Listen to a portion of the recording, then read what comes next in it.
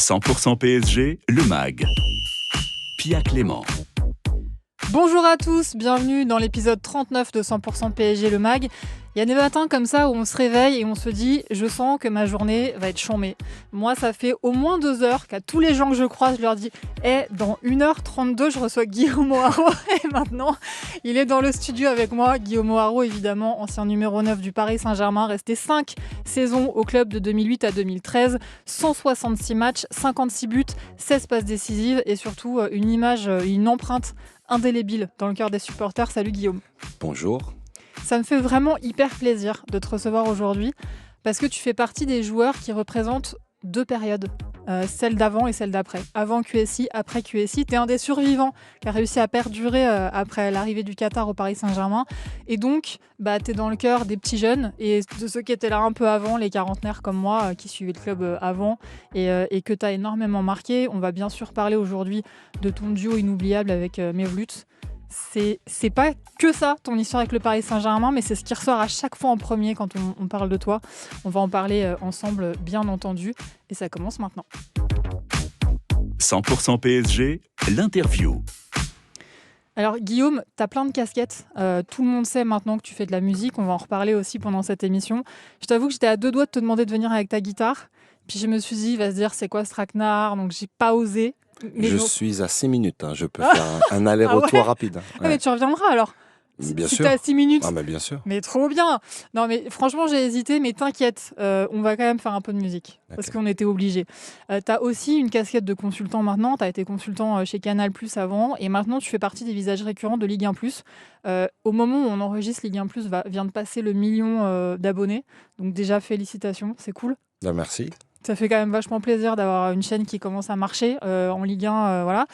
Et du coup, tu es revenu dans la vie des supporters parisiens parce que maintenant, on te voit tous les week-ends sur les bords terrain. Et à chaque fois que tu commentes un match au parc, on sent ta joie d'être là. Oui, c'est toujours un plaisir de revenir au Parc des Princes. Et puis, c'est le PSG, c'est le club qui m'a donné un nom.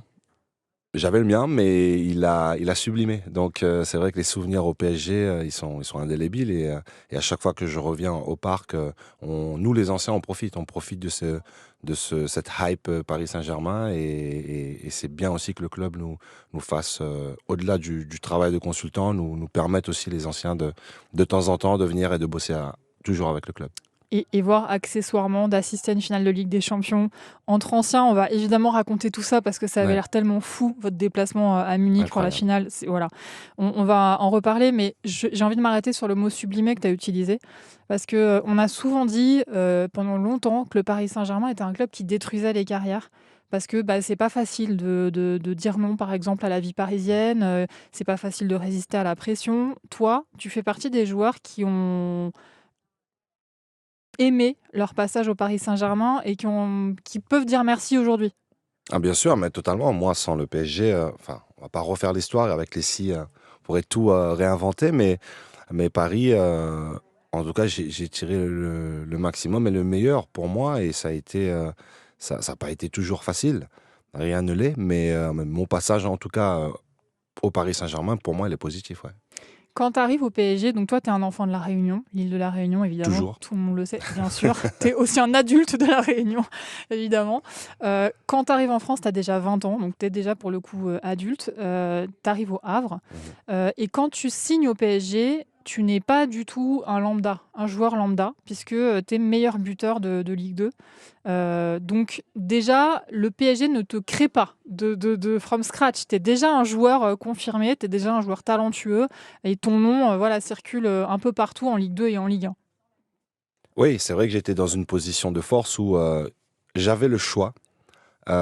Et c'est clair qu'on est un attaquant de Ligue 2. La saison d'après, j'ai fini meilleur buteur. Donc pour moi, la suite logique, c'était un club de Ligue 1 et puis jouer. J'avais à ce moment-là 23 ans, donc je voulais continuer de jouer. Donc j'ai fait des rendez-vous avec des clubs, notamment avec le Paris Saint-Germain et Paul Le Guen à l'époque. Et c'est vrai, ces mots m'ont conquis. Et le Paris Saint-Germain, ça ne se refuse pas. J'ai à l'époque ma sœur aînée qui habitait, donc pour moi c'était aussi, voilà, il y avait une histoire autre que le foot et c'était un rêve qui devenait réalité. Quand tu dis les mots de Paul Le Guen m'ont conquis, donc Paul Le Guen était évidemment un ancien joueur du PSG qui était sur le banc à ce Ouais. moment-là. Il t'a dit quoi? Vous vous êtes rencontrés où d'abord? Est-ce que tu l'as vu en présentiel ou Ouais. est-ce que c'était un coup de fil? Ça s'est passé comment? Là, on était dans un restaurant à Paris. Après, c'était un peu moi ce que j'avais dit on avait convenu ça avec mon agent. C'était vraiment lui la partie contractuelle, c'est son Hmm. domaine, mais moi je voulais avoir un dialogue avec le coach parce que c'est lui qui fait les choix. Et Paul Le Guen, il m'a tout simplement dit, écoute, tu arrives dans un grand club, Paris qui s'est sauvé à la dernière journée cette année-là. On va y revenir, c'est important. Ouais, et Ouais. Pedro Paoletta qui arrête sa carrière, Hmm. donc ils me prennent pas en tant que remplaçant de Pedro Paoletta. C'est, t'arrives dans un nouveau Hmm. projet, à ce moment-là, t'as des joueurs de renommée quand même, Makelele qui arrive, Ludovic Giuli, Grégory Coupé, Mattia Kezman, il y a Peggy Louis Ndoula, donc moi j'arrive quand même en étant le petit joueur de Ligue 2 qui monte. Donc Ouais, mais meilleur buteur. J'ai oui, remarqué dans les interviews, tu as souvent tendance à pas à te sous-estimer, mais à être hyper humble au point que tu te dis: «Mais est-ce que c'est vraiment ma place d'être là?» Tu t'en parles souvent quand tu parles de l'équipe de France, mais là, tu arrives, les mecs, ils doivent se dire: «Ah ouais, le gars, c'est un serial buteur, il va se faire sa place rapidement, quoi». après, moi, j'ai toujours dit un attaquant qui marque, peu importe la division, Mmh. voilà, il va toujours marquer Bien un sûr. attaquant. Donc, s'il a Mmh. les joueurs qu'il faut, donc pour moi, quand j'arrive au PSG, oui, ce que je viens de faire m'a permis de faire ce Mmh. saut-là, mais je vais pas arriver en me décrivant en tant que meilleur buteur. Maintenant, je Non, bah, dois non. écrire mon histoire avec Mmh. le PSG, et c'était vraiment ça. Et puis Paul Le Guen aussi, on va dire son caractère, c'est une personne très calme. Donc c'était un peu à l'opposé de ce que j'imaginais du PSG. On parle du PSG Mmh. comme étant un club vraiment énormément de pression. Et puis là, j'ai un coach qui est chill. Mmh. Donc, ouais, Chill. et quand On va j'ai s'entendre, et, toi et moi, Paul. et quand j'ai parlé avec lui, je me suis dit, franchement, ça, je le sens bien. Et il y avait tout qui était réuni pour. Donc, à un moment donné, fallait y aller et plus hésiter. Ça, c'est important aussi ce que tu dis là sur l'état d'esprit chill parce que je suppose, et c'est l'impression qu'on a quand on t'entend parler, mais depuis toujours, que dans un effectif, tu es quelqu'un qui va faire redescendre la pression. Parce que justement, tu pas dans une énergie d'agressivité ou de pression. Ou... C'est vrai ça ou pas? Ou tu es dans ta bulle et ça se transmet pas aux autres, ton calme? Après, je pense que c'est juste ma nature qui est comme ça. Euh, J'aime pas le mot formaté, mais moi, j'ai pas été en centre de formation dès l'âge de 13 14 ans Mm. jusqu'à la signature pro. Moi, j'ai grandi à La Réunion. Donc, j'avais une vie normale. J'allais à l'école, Mm. au lycée, à la fac. Donc, j'ai toujours été dans mon groupe d'amis, un bout en train et le gars qui déconne et le sportif. Donc, quand je pars de La Réunion à 19 ans, ma personnalité, elle est là. Donc, c'est pas Mm. quelque chose que je vais. Euh, je, je suis en train de faire la transition de l'adolescence et le passage à l'âge adulte. Donc, quand j'arrive au PSG, à l'époque, ma copine était enceinte En plus. de mon fils. Donc, d'autres responsabilités. Donc, je me Mm. dis, waouh, je suis en train de devenir un homme. Donc, quand j'arrive au PSG, c'est vrai que pour moi, le foot, ça reste, et c'est un jeu. Donc, en fait, c'est pas un rôle que je me suis donné. Dès que j'arrive Mm. à gagner de la confiance, à trouver des repères positifs, je suis moi-même, en fait. En fait, tu sais assez tôt qui tu es. C'est l'impression qu'on a. Ouais, moi, Tu es assez constant. dès que j'arrive à faire baisser la garde des gens qui m'entourent, après, je me lâche et ouais, je suis moi-même. Alors, on va revenir sur ta signature au Paris Saint-Germain. D'abord, on va entendre une petite archive avec la voix d'Alain Kézac, le Mhm. président de l'époque, qui t'accueille. À ce moment-là, on est au mois de janvier. Tu vas pas arriver tout de suite dans l'effectif puisque tu vas être reprêté au Havre pour pouvoir finir la saison. On écoute Alain Kézac. Guillaume, nous sommes ravis de vous accueillir parmi nous. Bon, un peu en avance, que vous serez vraiment chez nous au début de saison prochaine. Et je vous souhaite surtout de bien terminer la saison avec le HAC, qui est un club exemplaire, formateur, et surtout des gens avec des présidents et des dirigeants très corrects, avec qui on travaille toujours parfaitement bien. Bonne chance, et puis après, surtout bonne chance avec nous. Merci à vous. Voilà, ça c'est ton arrivée officielle au Paris Saint-Germain. Il va falloir patienter pour les fans parisiens avant de te voir. Est-ce que tu peux nous raconter pourquoi tu fais ce choix, toi, de terminer la saison avec le Havre qui est en train de se battre pour monter en première ligue, enfin en En, première division? en fait, j'étais en fin de contrat et fin de contrat, ça signifie qu'au mois de décembre, tu es libre. Tu peux signer où tu veux. Donc, l'objectif, c'était déjà de commencer à discuter avec les clubs. Et je voulais absolument finir cette saison. J'avais un objectif de battre le record de buts en Ligue 2 et, et vivre l'histoire jusqu'au bout. Donc, et comme je savais que dans le pire des cas, je monte, si le Havre monte, je monte avec. Ouais. Donc, je sais que l'année prochaine, je suis en Ligue 1. Donc, Sauf que, sauf que t'as un peu flippé. sauf que j'ai beaucoup Eh flippé. ben oui, parce que tu signes au PSG, t'es au Ouais. Havre qui est en train de monter en Ligue 1, et là, catastrophe, le PSG commence à s'effondrer et frôle la Ligue 2. Donc tu passes les derniers mois au Havre à regarder ce qui se passe au PSG, mais qu'est-ce que tu te dis dans ta tête? Bah, j'étais déjà devenu supporter du PSG. Moi, mon quotidien, c'était on gagnait quasiment tous les matchs le week-end, je marquais Mm. mes buts, donc ça allait bien. Et j'ai été prendre le stress d'un club dans lequel j'avais C'est signé, ouf. mais que je n'y étais pas encore. Et le dernier match à Sochaux, j'ai mon père qui est là, on met la bouteille de champagne sur la table et tout, mais le stress incroyable. Vous êtes où à ce moment-là? Vous êtes chez toi? Ouais, on est à la maison, ouais, ouais. Donc, quand Paris gagne ce match-là, là, c'est la bouteille, il y a tout qui saute et j'étais vraiment content. T'imagines si on n'avait pas gagné et si on était descendu en Ligue 2, t'aurais laissé le Havre qui, eux, montaient en première division et tu serais descendu en Ligue 2 avec le PSG. Minute papillon, il y avait la clause dans le contrat. C'est vrai? Ouais, ouais, Mais ouais. non! Ouais, bah après, c'est de bonne guerre. Enfin, je veux dire, moi, j'ai Ah j'ai ouais! bourlingué en Ligue 2 et puis et on a mis cette clause dans le contrat si Paris descend. Mais donc, tu avais déjà Hmm. la sensation que ça pouvait arriver au PSG en janvier? Non, mais vu la situation du club. Donc, Ouais, ça sentait c'est un le peu le travail roussi. c'est le travail de mon agent. Quand tu es Ah joueur, tu penses pas ouais. à ça. Tu penses pas à ça et tu te dis, mais Paris, jamais ils vont descendre. Donc, un bon agent, il va anticiper. Mm. Et c'est ce qu'il a fait. Donc, mais le fait d'avoir cette clause-là, c'était vraiment, c'était plus facile pour moi de supporter, d'envoyer la bonne énergie parce que tu penses pas à ça, mais tu sais que Mm. dans le pire des cas, tu es quand même couvert. Et alors, donc ça, c'est le 17 mai, le match Sochaux-PSG, dont tous les supporters se souviennent, évidemment, le doublé d'Amara Diané, donc la bouteille de champ avec ton père à la fin du match, parce que ça y est, vous passez en Ligue 1 et donc tu vas partir pour le PSG.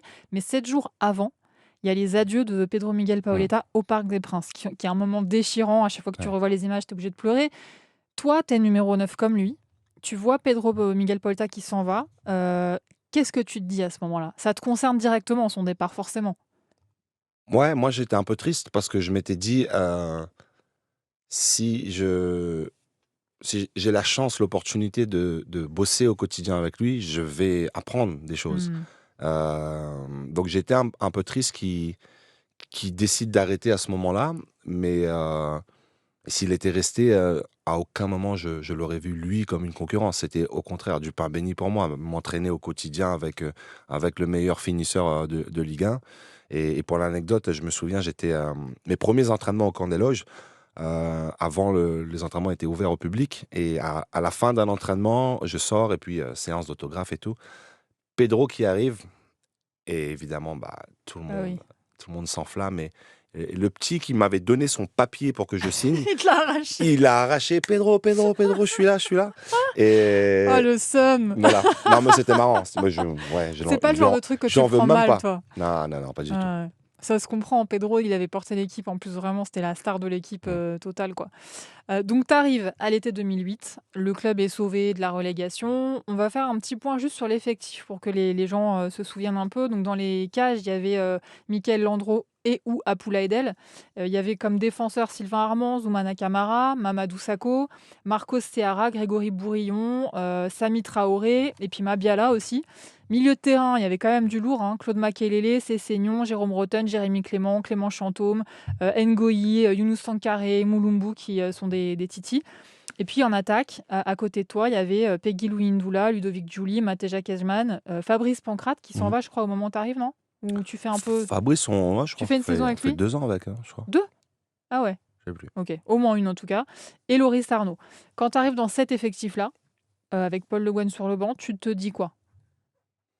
Bah, moi, en fait, c'est vraiment l'institution à ce moment. C'est être un joueur du PSG. Et quand tu vois Makelele, Julie qui arrive, tu te dis forcément, Paris ne va pas faire 2 saisons pareilles. Hmm. La peur qu'ils ont vécu la saison précédente. Donc, le projet, tout ce qui allait, tout ce qu'ils vont mettre en place, c'était justement pour permettre au club de pouvoir retrouver sa superbe, quoi. Donc, moi, je me dis, OK, j'arrive dans un projet. C'est pas sur moi qu'il y aura la pression quand tu as des Makelele et Julie. C'est bon, on est bien entouré et franchement, ça a été des grands frères pour nous. En vrai, tu vas la connaître, la pression. On va y arriver après parce que dans les moments où tu marquais moins, la pression, elle était Mm. réelle au PSG. J'ai retrouvé des articles de presse. Tu te dis, la vache, pour gérer cette pression-là, c'est chaud. En tout cas, le 2 juillet, tu reçois le numéro 9, qui était le numéro que tu portais au Havre. Donc voilà, c'est fait. Tu as pris la suite de Pedro Miguel Paoletta, au moins en termes de flocage. Mais ça commence hyper bien pour toi parce que ton premier but en Ligue 1, c'est dès la deuxième journée. Face à Bordeaux. En octobre, tu es élu meilleur joueur de Ligue 1, alors que tu viens d'arriver, c'est quand même énorme. Tu es appelé assez rapidement en équipe de France. Tu marques un doublé pendant le Classico MPSG qu'on va gagner 4-2 au Vélodrome. Donc franchement, tu pouvais pas rêver de meilleur début pour toi, non?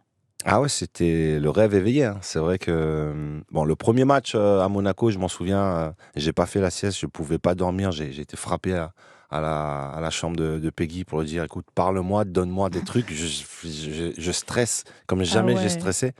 J'ai pas fait un bon match à Monaco et puis oui, l'histoire vraiment commence avec ce premier but contre Bordeaux Hmm. à la maison. Et derrière, après, c'est comme j'ai dit, c'est quand tu es un attaquant, ce sont des périodes. Et quand tu es en pleine confiance, après, tu sais, tu te déplaces instinctivement. Tout ce que tu fais, c'est simple, c'est facile et le geste est précis.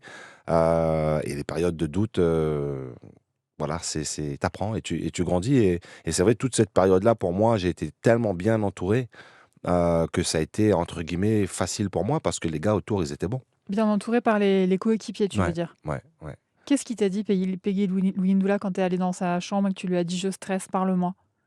Peggy, il a toujours été bienveillant avec moi alors qu'on était concurrents. Donc je pense, en tout cas, c'est ce que j'ai trouvé dans ce club-là quand je suis arrivé, au-delà du non PSG, c'est ce qu'il y avait, les hommes qu'il y avait à l'intérieur. On avait vraiment... il y a de la concurrence, on n'est pas tous potes, mais à ce moment-là, moi, en tout cas, le rapport que j'avais avec mes coéquipiers, je pense il était bon avec tout le monde. Et Peggy, il n'était pas obligé de me parler. Et puis il m'a dit, ça c'est la phrase qu'on dit toujours, sois toi-même, fais comme d'habitude. Mais justement, comment on fait ça? Joue au foot Mais en chantant du non, mais reggae, je me sais, ça va je, passer. je sais plus exactement, mais c'est juste le fait que voilà, qu'il m'ouvre sa porte et Hmm. qui me montre un peu de soutien, ça m'avait suffi. Il a pas fermé la porte devant ton pif en disant il est chelou, lui, pourquoi il vient me Non, demander non, ça à moi? non, Il non. a été sympa. Il y a un mot que j'ai entendu dans une interview que tu as donnée à Anne-Laure Bonnet pour le PSG, dans un podcast pour le PSG, le gang de Saint-Nom. Waouh. Waouh! Est-ce que tu peux nous expliquer? Est-ce que déjà ça commence dès la première saison? Non, non, non. C'est Moi, après? ouais, c'est après, ouais. Alors, dans le 78, mesdames et messieurs, il y a une petite ville qui s'appelle Saint-Nom-la-Bretèche, où il se passait des trucs, rien de fou en fait, hein, mais c'est juste, il y avait un groupe, il y avait, Il y avait un cluster de joueurs. ouais, ouais, il y avait des bons vivants en fait, et dans cette résidence, quand tu arrives, tu as le chef du gang, c'était Sylvain Armand. Et puis là, tu descends, tu as Kevin Gamero, tu as Christophe Jallet, tu as moi, tu as Néné, tu as Mathieu Bonnemer et Jérémy Ménez qui arrive Oh après. là là. Ah ouais, d'accord. Donc, ouais, c'était vraiment, vraiment cool, quoi. Et il n'y avait aucun covoiturage, hein. Tout le monde allait avec sa Avec voiture. sa propre. Donc, Eh ben bravo! mais par contre, voilà, Sylvain Armand, il avait ce qu'on appelle la Formule 1 du barbecue. Donc, Les fameux barbecues les de Sylvain fameux Armand. barbecues de Sylvain, Christophe Jallet qui Mm. arrive avec son palais, parce que le palais breton, et moi avec la guitare. Donc on Son avait... palais breton et son palais d'œnologue aussi. Oui, aussi. Parce qu'il a aussi Il est très bon. un vrai goût pour le Ouais, vin, ouais, Christophe ouais, Jallet. ouais. Et donc voilà, on avait à l'intérieur de l'équipe un groupe dans lequel et tout le monde était bienvenu. Hein. Il y avait vraiment pas de, tout le monde était bienvenu. C'était pas un clan.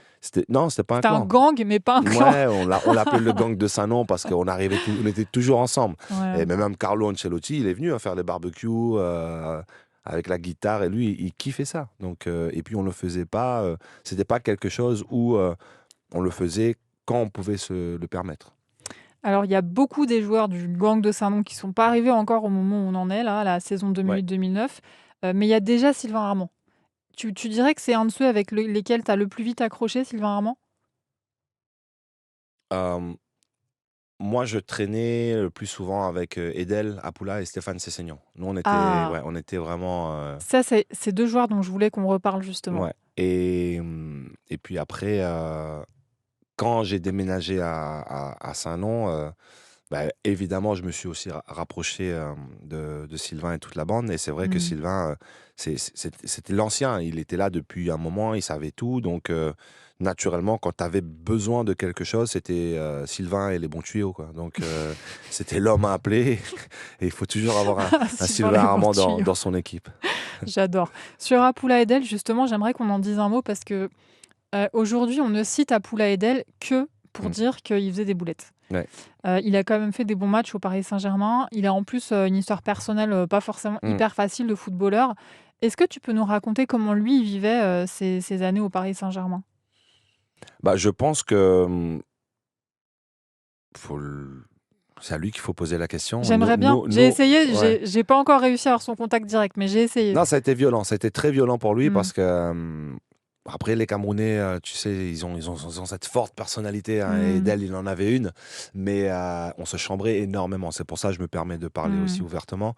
Mais quand toute cette histoire autour de lui est sortie, forcément, comment tu peux préparer tes matchs et être confiant quand tu sais qu'à côté, il y a plein d'histoires et je pense que le vivre, ça a dû être pire. Donc, nous, on était là pour lui, mais c'était en fonction de ce qu'il nous donnait. On n'allait pas forcément creuser parce qu'on sait que avec les joueurs africains, il y a toujours des histoires et puis on ne connaît pas les intentions des gens. Est-ce que c'est vrai? Est-ce que c'est pas vrai? Nous, c'était juste, on ne cherchait pas à savoir quoi. On voulait être là pour lui. Et c'est dommage parce qu'il a toujours été un professionnel. Et quand son heure de gloire est arrivée, malheureusement, il y a eu tellement de choses autour qui, pour moi en tout cas, le contexte n'a pas été favorable pour qu'il puisse être totalement épanoui et efficace sur le terrain. En tout cas, c'est important aussi de voir les joueurs autrement que par les sarcasmes qui parfois leur collent à la peau. C'est pareil pour Samy Traoré, tout le monde l'adore, mais c'est toujours pareil, il y a toujours le sarcasme qui revient à chaque fois, alors que tout le monde l'adore. Il y a les deux facettes. Et vous vivez le truc de l'intérieur et vous, avec des vraies histoires d'hommes, quoi. Ouais, non, mais c'est clair qu'aujourd'hui, moi je les vois, hein, les petits pics et tout, quand tu as cité cette équipe et puis tu la postes sur les réseaux. Quand les gens voient l'équipe du PSG aujourd'hui, ils se marrent, ils se disent mais comment Paris a pu avoir une équipe comme ça? Donc c'est marrant, c'est mignon. Nous on l'a vécu. Oui, on peut dire des mecs comme moi ou comme Samy, jamais on aurait signé au PSG aujourd'hui. Mais personne ne parle jamais de toi dans ces cas-là. Oui, tu vois, c'est encore toi qui te mets dans la... Personne n'a jamais dit, par exemple, c'est une chèvre. Personne. Je sais très bien, mais par exemple, pour revenir sur le cas Samy Traoré, lui, il a son histoire et il a menacé personne pour signer au PSG. Quand il signe au PSG, c'est qu'il mérite. Bien sûr. C'est un gars de Paris. De Créteil. Oui, de Créteil. Il a son histoire et puis il est arrivé, ça a été une consécration pour lui. Donc, Samy, en tout cas, pour nous, joueurs, il était important dans un vestiaire. C'était quand même le confident de Claude Makélélé. Ils étaient toujours ensemble. Et moi, je me souviendrai toujours, Samy, c'était vas-y, va sur le terrain, amuse-toi, joue, je m'occupe du reste. Donc, c'était vraiment le gars le grand frère. Vraiment le grand frère. Et il y a un match, on faisait une saison pourrie. Hein. Coupe de France, c'est l'année où on gagne la Coupe de France. On rentre, on est en bus, on rentre au parc. Et puis là, on arrive devant le parc. Impossible de sortir du bus. Les supporters nous attendent pour exprimer leur mécontentement. Sauf qu'il était tard, on était très fatigués. Et c'était Antoine Comboiré, le coach. Ouais. Donc, le coach commence aussi à s'énerver. Et puis, Samy se lève, il dit au chauffeur d'ouvrir la porte. Et Antoine, il fait si Samy on descend tous. Et il est descendu, et il leur a parlé, et puis on est rentré chez nous. Parce que Samy Traoré, c'était un francilien. Moi, Et c'était un mec de chez nous, quoi. Exactement. Ouais. Donc après oui, c'est le personnage, il est fantasque. Il nous a fait des trucs. J'ai pas le droit de balancer.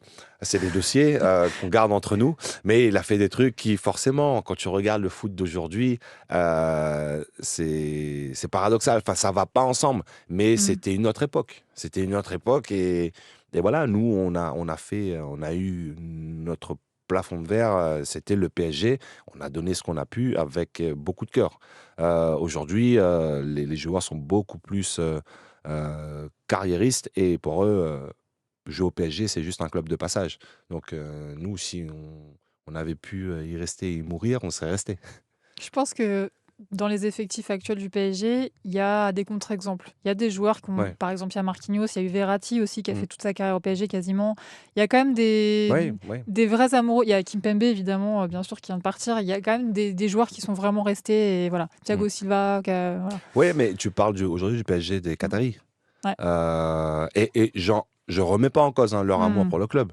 Mais ils sont très nous, bien payés. C'était pas le même contexte. Je pense que n'importe quel contexte avec les contrats d'aujourd'hui, je ferme les yeux sur plein de choses.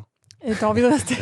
Moi, j'aime le maillot, j'embrasse mais encore une fois, je remets pas en cause. Non. J'ai discuté un peu avec Joe Neves hier. Et je sais pas si je peux balancer des scoops, mais lui, c'est ce qu'il a dit. Il a dit c'est pas quelqu'un qui se projette, il vit l'instant présent et aujourd'hui, il se voit très bien faire sa carrière au PSG. Alors, je vais te dire, Joao, welcome. Nous, on te garde, on t'enferme dans le placard, tu sors plus jamais de Paris, quoi. Parce que pour le coup, quel joueur de folie, quoi. Ouais, mais c'est incroyable, c'est beau. Raconte-moi ce que t'as pensé quand il nous a sorti un doublé sur ciseaux, là. En fait, moi, quand il a fait ça, j'ai dit voilà. Voilà, parce qu'il y a 3 ans, quand je vais commenter, je crois que c'était un Benfica-Toulouse, ou même avant, on n'en parlait pas. Et moi, j'avais vu un jeune maillot dans le short et tout. Je me dis, mais il fait des contrôles orientés, il fait des passes, il joue au foot simplement. Et la citation du jour, la simplicité, c'est la complexité résolue. Et lui, c'était vraiment... Attends. La simplicité, c'est la complexité résolue. Voilà. Ok. Quand quelque chose de complexe, ça paraît simple, tellement on maîtrise. C'est Joe Neves. Et Vitinha aussi. Mais Joe Neves, il m'avait vraiment impressionné ce soir, les soirs où je l'ai vu. Et je me dis, ce petit ne restera pas à Benfica. Bon, j'avais plus dit Barcelone, et puis il est venu chez nous, donc tant mieux. Au bon moment, avec bon le moment, bon coach. Tout est parfait. De toute façon, en ce moment, on ne sait plus où on habite. Et puis ce qui renvoie aussi, le langage corporel, comment il est, c'est... Voilà, tu te dis, c'est plus facile de s'identifier aujourd'hui à des mecs comme ça, et tant mieux qu'il soit au PSG. Oui, on est d'accord, c'est clair. Mais du coup, maintenant, nous, on va revenir à 2009-2010. C'était moins facile, on va dire, au PSG. Moins glamour. C'était moins glamour. Déjà, vous finissez 13e de Ligue 1, donc bon, c'est pas ouf. Il y a une série de 10 matchs sans victoire, donc très compliqué. C'est Comboiré qui est arrivé à l'été sur le banc. Mais il y a quand même l'arrivée de Mevlut Erding au club. Il faut forcément, on va parler de ton association avec Mevlut Erding, mais avant ça, je voudrais qu'on écoute un extrait de cette émission avec Mevlut, où je lui avais demandé comment s'était passée cette saison-là et quel regard il portait sur l'équipe de la saison donc 2009-2010, qui est à peu près la même équipe que la saison d'avant, avec quelques arrivées, mais c'est globalement la même. Écoute sa réponse. À tous les postes, il y a des bons joueurs. Mais sur le terrain, on ne fait pas une bonne saison. On n'était pas une bonne équipe. On était un bon groupe de potes, mais pas sur le terrain. On finit 13e, on gagne la Coupe de France. En fait, quand on s'aperçoit qu'on fait une très mauvaise saison et on est toujours en lice en Coupe de France, on faisait souvent des réunions dans le vestiaire. On se disait, on donne tout pour la Coupe de France. Et c'est ce qu'on a fait cette saison-là. On allait jusqu'au bout parce qu'on savait qu'on ne pouvait pas jouer la Coupe d'Europe. C'est le souvenir que tu as, Guillaume, aussi de cette saison, où vous vous dites, bon, le championnat, c'est mort, on n'y arrive pas. Ouais, il fallait sauver les meubles, évidemment. Paris a quand même été toujours une équipe de coupe. Moi, avant que j'arrive, ils gagnent de France, Coupe de la Ligue, ça, bref. Et Là, il c'est la fallait... 8e que vous allez Ouais. gagner cette année-là, en Donc 2010. derrière, tu te dis, ouf, c'est vraiment l'objectif parce que tu enchaînes sur une Coupe d'Europe et c'est la moindre des choses, quoi. Donc forcément, la saison, on l'oublie, mais il y a encore 1 an ou 2 ans, le club jouait le maintien. Donc voilà, 13e, c'est mieux déjà. Faut voir le positif là où il y Ouais, en mais a. on sent quand même, Mais quand les joueurs parlent de cette saison, on sent quand même qu'il y a un moment, vous étiez sans solution. Vous compreniez pas pourquoi ça prenait pas. Mm. C'est un peu, c'est vrai ou pas? ouais, mais après, aujourd'hui, avec le recul, c'est toujours pareil, hein. Tu donnes ce que tu peux. Et puis malheureusement, j'ai l'impression que on a tous des temps forts, des temps faibles. Et je pense Mm. qu'on a eu nos temps faibles tous en même temps. Do- Malheureusement, Dommage. malheureusement, le bateau il tanguait et puis il a commencé à couler. Et puis on a Ouais. vu cette Coupe de France et on s'y est agrippé. On va revenir sur la Coupe de France et notamment la finale, puisque c'est toi Mm. qui mets le but. D'abord, en février 2010, donc en plein milieu de la saison, il y a la mort de Yann Laurence, un supporter qui Ouais. était abonné en tribune Boulogne, qui est tué par des supporters du Virage Auteuil. C'est le 28 février 2010. C'est un traumatisme pour tous les supporters du club. Vous êtes dans l'effectif, vous êtes déjà sous pression parce que les supporters sont quand même bouillantissimes. Comment vous vivez ce cauchemar éveillé que vit le club à ce moment-là?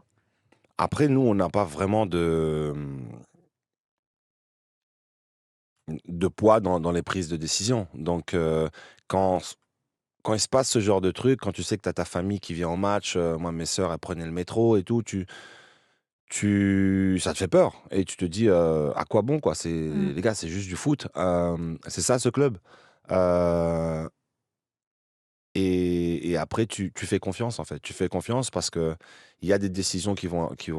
Et je pense que même les supporters, entre eux, à un moment donné, euh, c'est la passion qui les anime. La passion ne doit pas te pousser à faire ce genre d'atrocité. Donc je pense que même eux, à un moment donné, ils se sont raisonnés entre eux. Et puis forcément, quand il y a eu le plan, le Prou qui est sorti, bah, il n'y avait pas le choix. Donc forcément, c'était le jour et la nuit, l'ambiance au parc.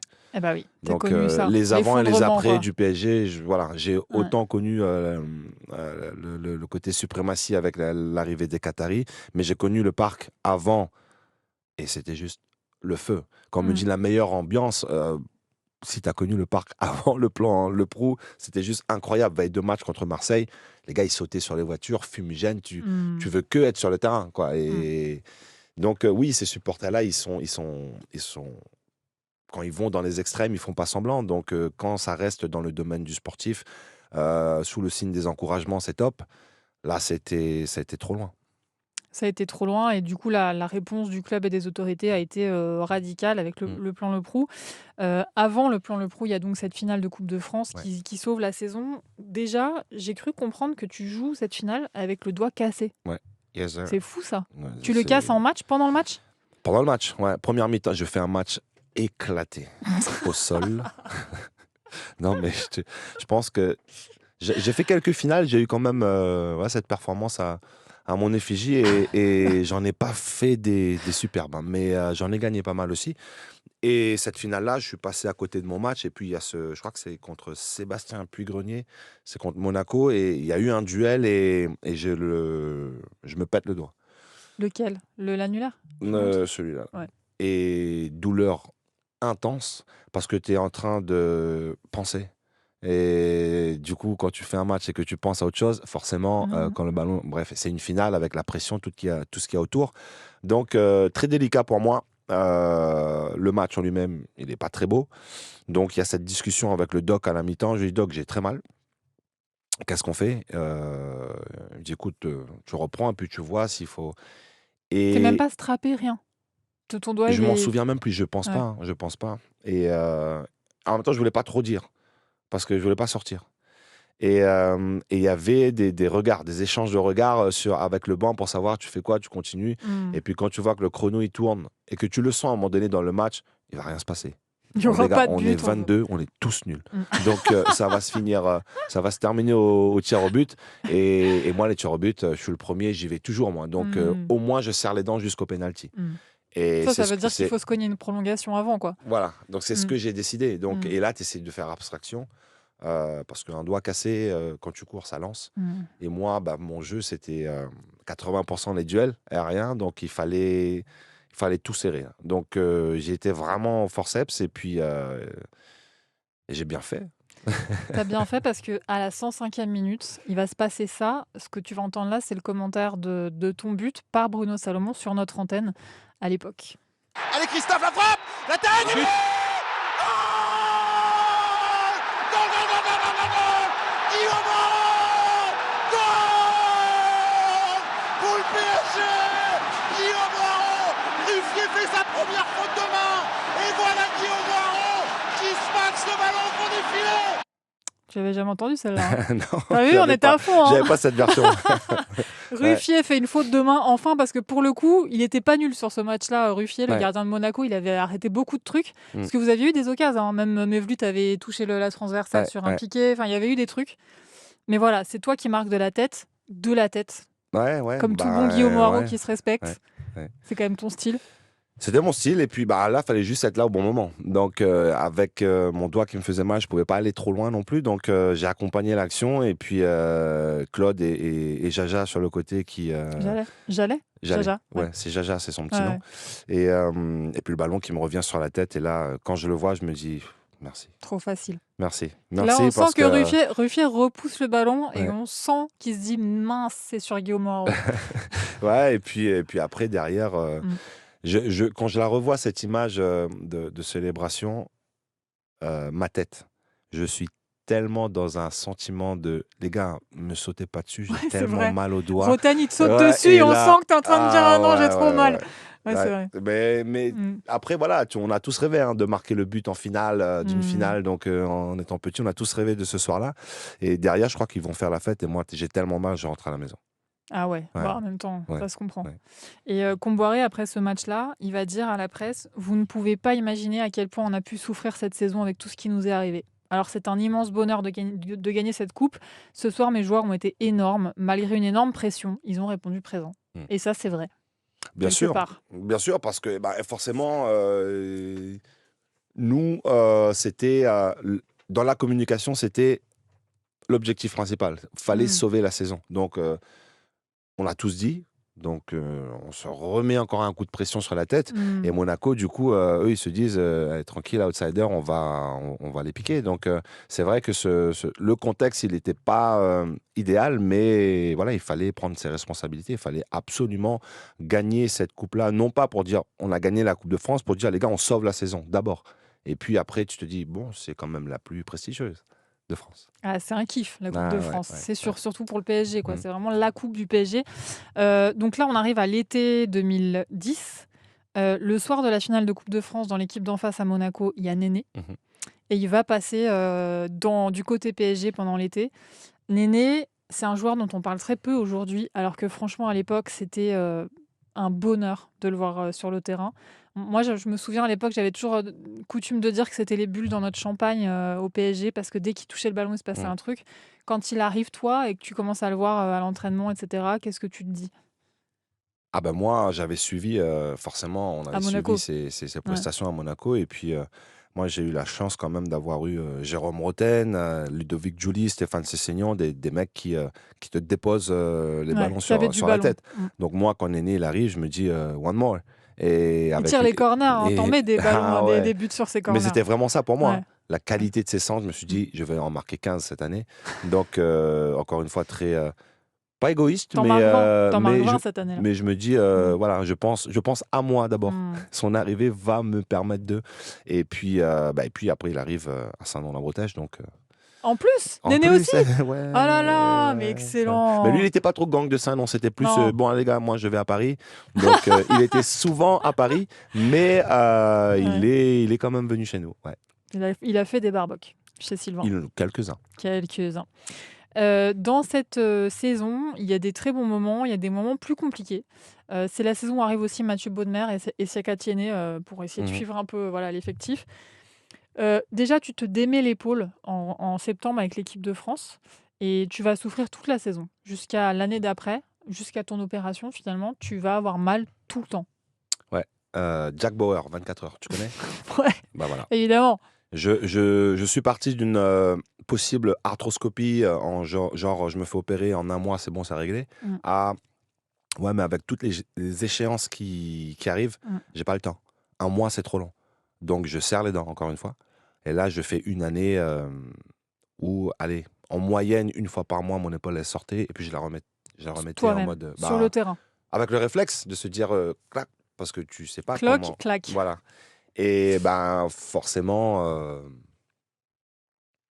on va le saut, puis qu'à la fin, le fond casse. Et tu finis avec 2 mois Donc, d'ailleurs d'arrêt finalement. 4. 4 mois. Ouais, Oh là là. et je finis la saison. J'ai mal en fait. Et puis tu te dis à quoi bon, parce que tu te dis ouais, 80-90% ça passe, mais ça passe pas quand tu es professionnel. Et j'ai eu cette discussion avec Leonardo quand lui il arrive après. Je lui dis Léo, moi il faut que je me fasse. Il me dit Guy, si tu fais ça, on va en prendre un autre. Et c'était le jeu, mais j'en pouvais plus. Je souffrais tellement. Et après, on a discuté avec le doc Éric Roland. Et on a décidé de faire cette opération. Donc, sur l'échelle de la douleur, mesdames et messieurs, il y a l'accouchement, les dents et l'épaule. Bon, Donc, j'ai envie de te dire, douillé Guillaume, comme jamais. arrête de baratiner sur l'accouchement parce qu'on sait que tu l'as pas vécu.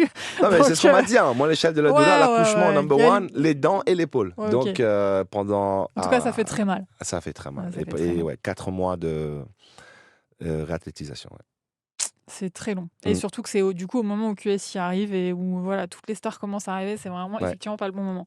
En tout cas, pour revenir sur le début de saison 2010-2011, donc là, Mevlut est là. Vous n'avez pas énormément pu jouer la saison d'avant parce qu'il y a eu pas mal de blessures et tout. Donc vous n'avez pas été énormément associés encore. Là, vous êtes associés. Tout le monde a plein d'espoir en vous. Et puis il y a un moment, je sais pas, un grain de sable dans le truc. Mevlut a une longue phase de disette. Et ensuite, toi, t'enchaînes avec une longue phase de disette. Et du coup, vous marquez plus. Ouais. Écoute le reportage du Parisien qu'ils avaient sorti à l'époque. Là, on est en octobre 2010. C'est sûr que j'aurais pu faire gagner l'équipe. Donc c'est énervant parce que je m'accroche et voilà, je suis pas récompensé. Mais mes partenaires, ils sont là, ils m'encouragent. Donc je sais que ça va revenir et il va falloir redoubler d'efforts parce que ça va pas tomber du ciel. Mais voilà, la vie d'un attaquant, c'est pas toujours rose. Donc voilà, je suis dans le dur, mais je lâcherai pas. Il faut qu'il continue donc à persévérer dans le travail, qu'il ne doute pas. On est là pour le mettre en confiance, puis surtout qu'il joue, qu'il s'éclate, qu'il prenne du plaisir. Et puis s'il n'a pas marqué aujourd'hui, il marquera le match prochain. Je sais pas, je suis pas un attaquant, mais quand tu marques pas, je pense que tu dois douter un petit peu. Je pense faut qu'il essaye d'évacuer ça, de pas trop se prendre la tête, et ça va revenir. C'est un attaquant qui était appelé en équipe de France, donc il n'a pas de quoi douter. Il a des grandes qualités. À lui de retrouver les chemins défilés, je pense que ça va aller mieux. Voilà, donc là, c'était évidemment la voix de Clément Chantôme, que tous les amoureux du club auront bien sûr reconnu. Là, on sent le club qui essaye de t'enlever ton bras de la tête. Mais arrête de te prendre la tête, Guillaume, ça va revenir, ça va marcher, etc. Qu'est-ce qu'on peut faire d'autre pour rendre la confiance à son attaquant ? Pas grand-chose. Déjà, c'est bien. C'est bien d'avoir de la bienveillance autour de soi. Après, c'est des périodes qui font partie de ta carrière et que tu vas apprendre, te relever à chaque fois. Et à chaque fois, ça va être différent. Donc, et puis à chaque fois que ça sera différent, à chaque fois, tu vas t'élever encore plus. Et jusqu'à venir où les périodes de doute, elles vont être plus petites. Parce que tu les auras connues plus tôt. Mais c'est vrai, il n'y a pas de secret en fait. Il n'y a pas de formule magique.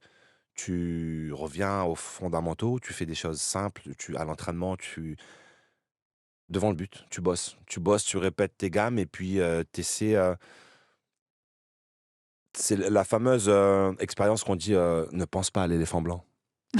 Et du coup, tu penses qu'à ça. Du coup, tu penses qu'à ça. Et ben, tu penses qu'à ça. C'est terrible. Et donc. Ou même arrête de penser. Ouais. En fait, je peux pas arrêter de penser. Ouais, exactement. Et quand tu es un attaquant, voilà, c'est une obsession. Et moi, j'avais des petits tricks, tu vois. Quand je savais que j'étais pas trop dans mon match, le fait de redescendre sur les coups de pied arrêtés, défendre, mettre des coups de tête, gagner des duels, ça me permettait de revenir dans. Mais des fois, ouais, c'était Jean-Luc Gasset qui m'avait dit ça en équipe de France. Et il m'a dit, écoute, toi, tu veux toujours essayer de faire le geste beau, parfait. des fois, mets un vieux pointu, tu verras, ça va tomber sur l'épaule, sur le genou. Un but, il n'y a pas de noblesse dans un but. Et, et je crois que c'est ça, en fait, c'est de se dire, OK, je travaille au quotidien parce que c'est mon métier, parce que j'aime ça, et que ça va revenir. Et la confiance, c'est le fait de te dire, tu bosses suffisamment au quotidien que forcément, c'est des cycles, et ça va revenir. Donc, tu fais confiance à la vie, en fait. Et quand tu as la chance d'avoir des super mecs autour de toi qui te mettent dans les meilleures dispositions, et que ton coach, il te met pas au placard, parce que la double peine, c'est ça, en fait. Bien sûr. À un moment donné, il faut vraiment faire confiance au process, parce qu'il y a pas de truc de dire, OK, maintenant, je vais commencer à faire ça, ça va aller mieux. Non, tu continues, parce que jusqu'à présent, ce que tu as fait, ça t'a ramené ici. Donc, il n'y a pas de raison pour que ça ne marche plus. Et jusqu'au jour où la bascule, elle s'opère. Quand on est de l'extérieur, quand on voit notamment les buteurs, moi, je me pose souvent la question du plaisir hyper spécial que vous devez ressentir quand vous êtes totalement en mode instinctif face au but. Tu vois, parfois, on sent qu'il y a 0 quart de seconde de réflexion et que c'est l'instinct qui fait que vous mettez le but, vous mettez le pied de la bonne façon, etc. Retrouver ce truc-là quand tu as une période de disette, ça doit être grisant un peu, non? En fait, c'est que là, hein. C'est que là, parce que tu as ce mindset qui change, et je ne dois pas la louper. Alors que quand tu es en phase de réussite, le ballon qui arrive, tu te dis, bah, attends, celle-là, tu vas la prendre dans la lucarne, je vais la faire externe du pied, bicyclette, bam, bim, tu réfléchis différemment, tu es positif. Et quand tu es dans cette période où ça va pas, faut pas que j'alloupe, donc tu es crispé. Et le karma, c'est ça, en fait, c'est ce que tu renvoies comme énergie, et ton geste, la cheville, au lieu de la verrouiller, elle est un peu plus molle. Le ballon, au lieu de rentrer, ben, il fait ça, il fait ça. Et après, chacun doit trouver ce qui est propre à lui, ce qui est bien pour lui. Moi, je me souviens, j'avais loupé des situations où, tu sais, le centre en retrait, tu plat du pied dedans. Et ça Tu vois, part. et puis ça monte, et puis ça part. Tu dis, mais Et on se pourquoi, dit, mais comment il rate ça? comment il rate ça? Et moi, Marseille, ce 4-2, le but, quand Peggy me la décale, j'ai loupé suffisamment de situations de la sorte que derrière, je me suis dit, il faut que je trouve un truc, une métaphore, je ne sais pas quoi. Et je m'étais dit, à chaque fois que cette situation, elle arrive, je pense à un coéquipier qui est en face à moi. Parce que moi, je jouais beaucoup en une touche, en remise, en appui. Et je pense à mon pote en face de moi, je lui fais une passe appuyée dans les pieds. Donc, je verrouille ma cheville et bam. Et tu le vois sur ce but-là, c'est limite Marcel Desailly, passe appuyée, c'est vraiment ça, quoi. Et je m'étais dit, c'est la passe à mon coéquipier. C'est comme ça que j'ai trouvé, mes mots techniques, je sais pas, mais le moyen de me dire, j'enlève la pression de me dire, le but il est vide, il faut qu'elle rentre. Non, je fais une remise à mon pote qui est En dans fait, le tu but. mets un humain en face, en fait. Exactement. Donc c'était le moyen que j'avais trouvé pour. Et après, quand t'es dans des périodes où tout va bien, tu peux limite fermer les yeux, faire ça, le ballon il rentre. Donc, ouais. On va écouter maintenant Mevlut quand il est venu. Évidemment, il y avait des supporters en studio ce jour-là. Et évidemment, tout le monde voulait qu'il parle de toi et de Ouais. votre association. Voilà ce qu'il nous a dit sur toi. On était en train de parler de ton profil de joueur. Donc, on disait, voilà, marque beaucoup de la tête, joue en pivot, etc. Et voilà ce qu'il a ajouté. Doué des pieds, Bien sûr. très Et de la tête. généreux, et de la tête aussi. Donc moi, mon passage avec Guillaume, ça reste que des bons souvenirs. C'est un gars extraordinaire, c'est un gars généreux. D'habitude, les buteurs, c'est pas des gens généreux, c'est des gens qui sont personnels, mais non, c'était que du plaisir. Mais tu dis ça, mais toi, tu dégages un truc hyper généreux. Lui aussi. Ouais, Donc, en fait, vous étiez quand même un duo pas d'égoïste, quoi. c'est ça. Vous jouiez beaucoup l'un On avec était l'autre. des joueurs d'équipe, nous. Voilà, on était des joueurs d'équipe. Tu Ouais. vis aussi ça comme ça, toi? Ouais, bien sûr. Après, avec Mev, je pense que profondément, on a voulu faire mieux, parce qu'on se dit, Mev, quand il arrive, voilà, c'est vraiment complémentaire par rapport à moi. Et on s'est dit, on va tout casser. Donc, on avait vite réussi à créer une entente, et on rigolait bien ensemble. Et je pense que, voilà, on a essayé de faire du mieux possible, et parce qu'on savait qu'il y avait un potentiel derrière. Et puis, tu sais, malheureusement, quand tu as ces périodes où ça va un peu moins bien, chacun essaie de défendre un peu son territoire, tu vois.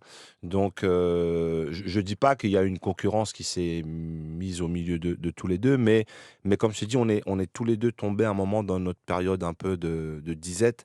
Et, et là, bah, tu as besoin d'être en face de toi-même, d'abord, de te retrouver Hmm. toi avant d'aller aider ton pote, parce que toi, déjà, t'es pas bien. Donc ouais, je pense qu'on n'a pas pu vraiment aller au bout de ce duo, mais voilà, le temps qu'on a pu jouer ensemble, moi en tout cas, j'ai vraiment adoré et puis on a rigolé. On a bien Hmm, hmm. rigolé avec Mev et aujourd'hui, bah là, voilà, le fait que le PSG de temps en temps fasse appel à nous pour des moments ambassadeurs et tout, on se revoit, puis on joue, on fait des matchs ensemble, donc c'est cool. Et c'est fou parce que vous avez vraiment marqué les supporters comme un duo. Mm. Alors que c'était pas tout le temps évident, justement, il y avait parfois des moments où ça fonctionnait pas techniquement, mais vous êtes indissociables quoi dans le cœur des supporters. C'est vraiment marrant quoi. Non, je pense que l'anecdote qui va revenir pour le supporter, c'est on n'était pas bien tous les deux au même moment, mais on marque à la maison pour le Classico contre Marseille. Et On ça, gagne 2-1. ça, Et ça, ça ça excuse tout, en fait. réconcilie, Ouais, non, c'est mais vraiment. clair. Vraiment. Et je pense que c'est vraiment ça. Et puis, ouais, non, je pense qu'avec Mev, ouais, nous, quand on regarde la génération d'aujourd'hui, nous, on était peut-être un peu trop sensibles. Trop sensibles pour le milieu en pensant que, ouais, on a besoin de la petite tape sur les épaules. Mais voilà, on vient de notre génération avec une éducation sportive différente Mm. où le collectif, il est important. Donc ouais, je pense qu'à un moment donné, si on avait eu une personnalité un peu plus mercenaire, peut-être ça aurait été différent.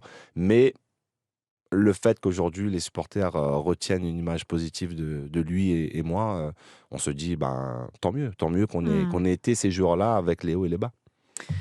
On arrive à la fin de la saison 2010-2011 et là va se passer le séisme dans l'histoire du PSG. Donc le club était détenu par des fonds américains, dont notamment Colony Capital.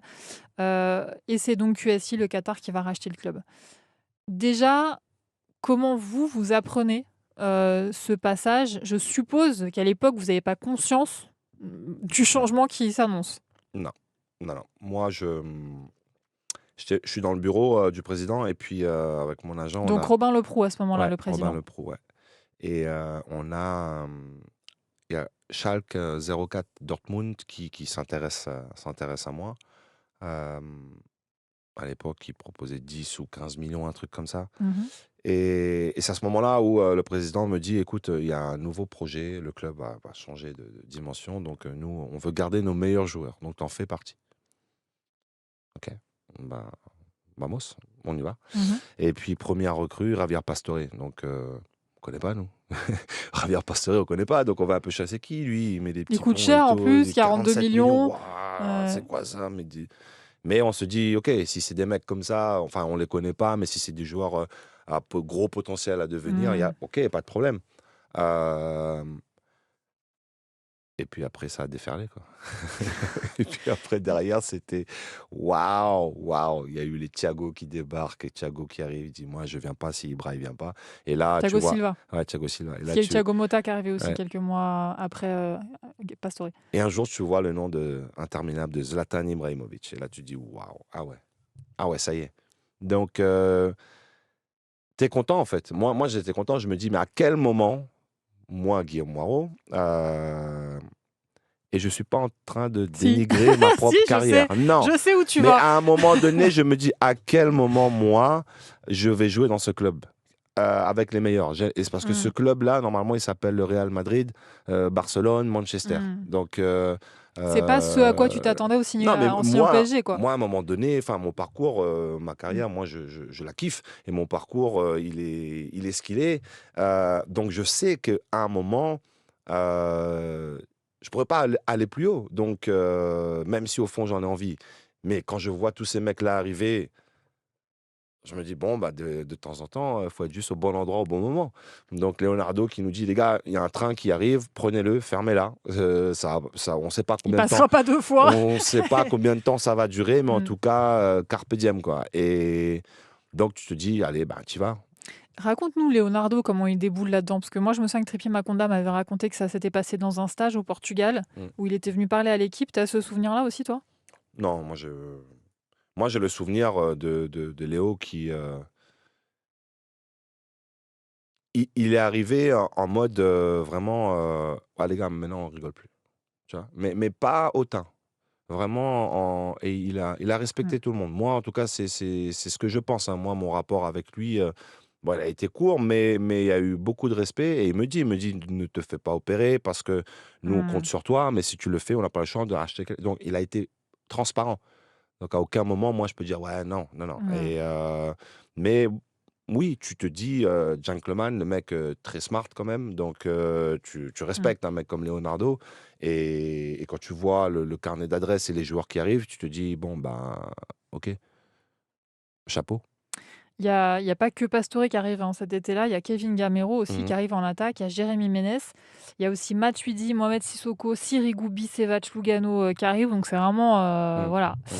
Euh, Pastore, quand il arrive, vous savez pas qui c'est, comme nous. Euh, Verratti non plus. à quel moment? Ouais, il arrive un peu après Ouais, après, Verratti, ouais. mais Marquinhos non plus. Mais bon, Verratti et Pastore c'est particulier. À quel moment vous comprenez qui c'est Pastore? Bah, Ravière, en fait, moi, je pense que forcément, c'est un super joueur, hein. Et, mais quand t'es joueur de foot, t'es pas fan de tes coéquipiers. Tu te dis, Jamais, ça t'est jamais arrivé. non, moi j'ai eu comment je peux dire ça, ce respect, cet émerveillement parce que la référence à mon poste, c'est Zlatan Ibrahimovic. Donc, quand je vois, je me dis, waouh, j'étais en admiration. Et je me dis, ah, il manquait pas grand-chose, hein, mais waouh. Et, mais après, un mec Ouais. comme Ravia, moi, au-delà de ça, c'était vraiment l'homme. C'est vraiment l'homme. Quand il arrive, même lui, il était gêné parce que c'était un gros transfert, hein, 40 et quelques 42. millions à l'époque, il faut C'était le faut plus les gros. porter. Et quand tu connais Ravière, lui, à aucun moment, il veut pas de ça, lui. C'est Il un veut peu, jouer au foot, lui. ouais, lui, comme Johan Mm. Gourcuff, c'est la même chose. Laissez-moi jouer au Mm. foot, les gars. Donc, Ravière, tu comprends que c'est d'abord, avant tout, un amoureux du foot et que le club le ramène parce que c'est un joueur qui peut être fantasque. Et je me dis, tu as Néné d'un côté, tu as lui, tu as Jérémy Ménez, donc ouais, il va avoir de la folie. Et puis Ravière, au fil du temps, tu sais ce dont il est capable. Et forcément, quand il t'enchaîne les petits ponts, sa classe, sa technique, et tu te dis, waouh, parce que tu as appris à aimer l'homme, en fait. Mm. S'il était arrivé avec ce truc de dire, hé les gars, moi j'ai le Qatari derrière, personne Mm. me prend la Ça tête ici, dégage. je fais ce que je veux. Mm. Ça l'aurait pas fait. Il y en a qui sont arrivés comme ça, Non, sans donner de nom? non, non, Non. non. Il y a pas eu. Enfin, moi, j'ai pas le souvenir. Comme je t'ai dit, moi, j'ai toujours une bonne relation avec tout le monde. Le seul où j'ai eu un peu de mal à le cerner, ça a été Thiago Silva. Ah bon? Ouais, ouais. Il est. Humainement, j'intriguais à un moment donné Zlatan parce qu'il n'arrivait pas à savoir si j'étais content ou pas content. Tu sais, je mettais du reggae tous les jours et il dit mais en fait toi ça va, enfin il y a rien qui te dérange, tu joues jamais et tout. Ouais, moi je kiffe. Donc mais Thiago très grand professionnel, incroyable mais après voilà humainement je suis pas resté assez longtemps aussi pour creuser, Mais pas facile mais d'accès. ouais, mais peut-être après, il y avait aussi la barrière de la langue. Je parlais pas encore l'anglais. Eux, c'était vraiment l'italien. Donc, Ouais, mais il y avait d'autres joueurs, par exemple Verratti qui parlait italien et c'était ouais, sûrement plus ouais. facile de communiquer avec Bah, lui, on va, on, j'imagine. on va dire qu'il était un peu plus introverti. Ouais. Voilà, pour pas aller plus loin. Mais ouais, c'est le Mm. seul joueur avec qui j'ai pas, Mm. j'ai T'as pas pas eu ce accroché, feeling quoi. où je me dis, Ouais. il y a un truc qui me dérange, mais je ne sais pas quoi. C'est Voilà. marrant ça. Ouais. C'est marrant parce que du côté des supporters qui sont généralement qui ont un très bon pif quand même, c'est une vraie légende du club, hein, il y a Ouais. pas débat là-dessus. Mais il y a toujours eu un truc pas, pas si évident que ça dans la Ouais. relation avec les supporters. Ouais, C'est ouais. étonnant, quoi. Après, ouais, comme j'ai dit, moi, je veux pas faire je ne veux pas polémiquer, Non, mais je tout le n'ai monde rien comprend que dans contre un lui, groupe, il y a forcément mais quelqu'un ouais, avec qui tu t'entends moins ouais, bien, ouais, quoi. ouais. Ouais, C'est, moi, c'est... on m'en avait fait une ou deux où j'avais pas trouvé ça cool. Après, comme je dis, Ah, on n'est pas là pour faire le procès des uns des autres, mais c'est vrai que quand tu as la chance de côtoyer les plus grands, quand tu es joueur de foot, je pense qu'au-delà du talent, c'est vraiment ce que l'homme va dégager. C'est là où tu vas le kiffer ou pas. David Beckham, quand il arrive, moi je pars à ce moment-là. Les gars ils me disaient, venez à Saint-Nom-la-Bretèche et tout. Ils ont adoré l'homme. Et je pense que le respect, tu le gagnes comme ça, en fait. Et avec des mecs comme Ibra, Thiago Motta. Thiago Motta, j'allais dans sa chambre le regarder jouer à Call of Duty avant les matchs et tout. Mais non. Il balançait les manettes et tout. Mais non. Mais c'est ce genre de truc-là que nous, on vit au quotidien et qui te fait dire, hey, t'es fatigué, t'inquiète, je vais faire le sprint pour toi. Tu vois. Et c'est pour ça que au-delà du Qatari, du bling-bling, il y avait de l'humain. Maxwell, un mec comme Maxwell, mais c'est une crème. Alex, le Brésilien, je lui sautais sur le dos. Il me dit, arrête, tu m'énerves, un jour, je vais te balancer par terre. Mais les gars, ils étaient incroyables. Incroyables. Et ils ont joué dans les plus grands clubs. Donc, ils te vouent un respect juste parce que tu es leur coéquipier. Ils ne me connaissent pas, tu vois. Et moi, c'est vraiment ça que j'ai kiffé. Mais bon, après, il y a une réalité, c'est celle du terrain. Et moi, le terrain, la réalité, ma réalité du terrain commençait à se faire de plus en plus petite.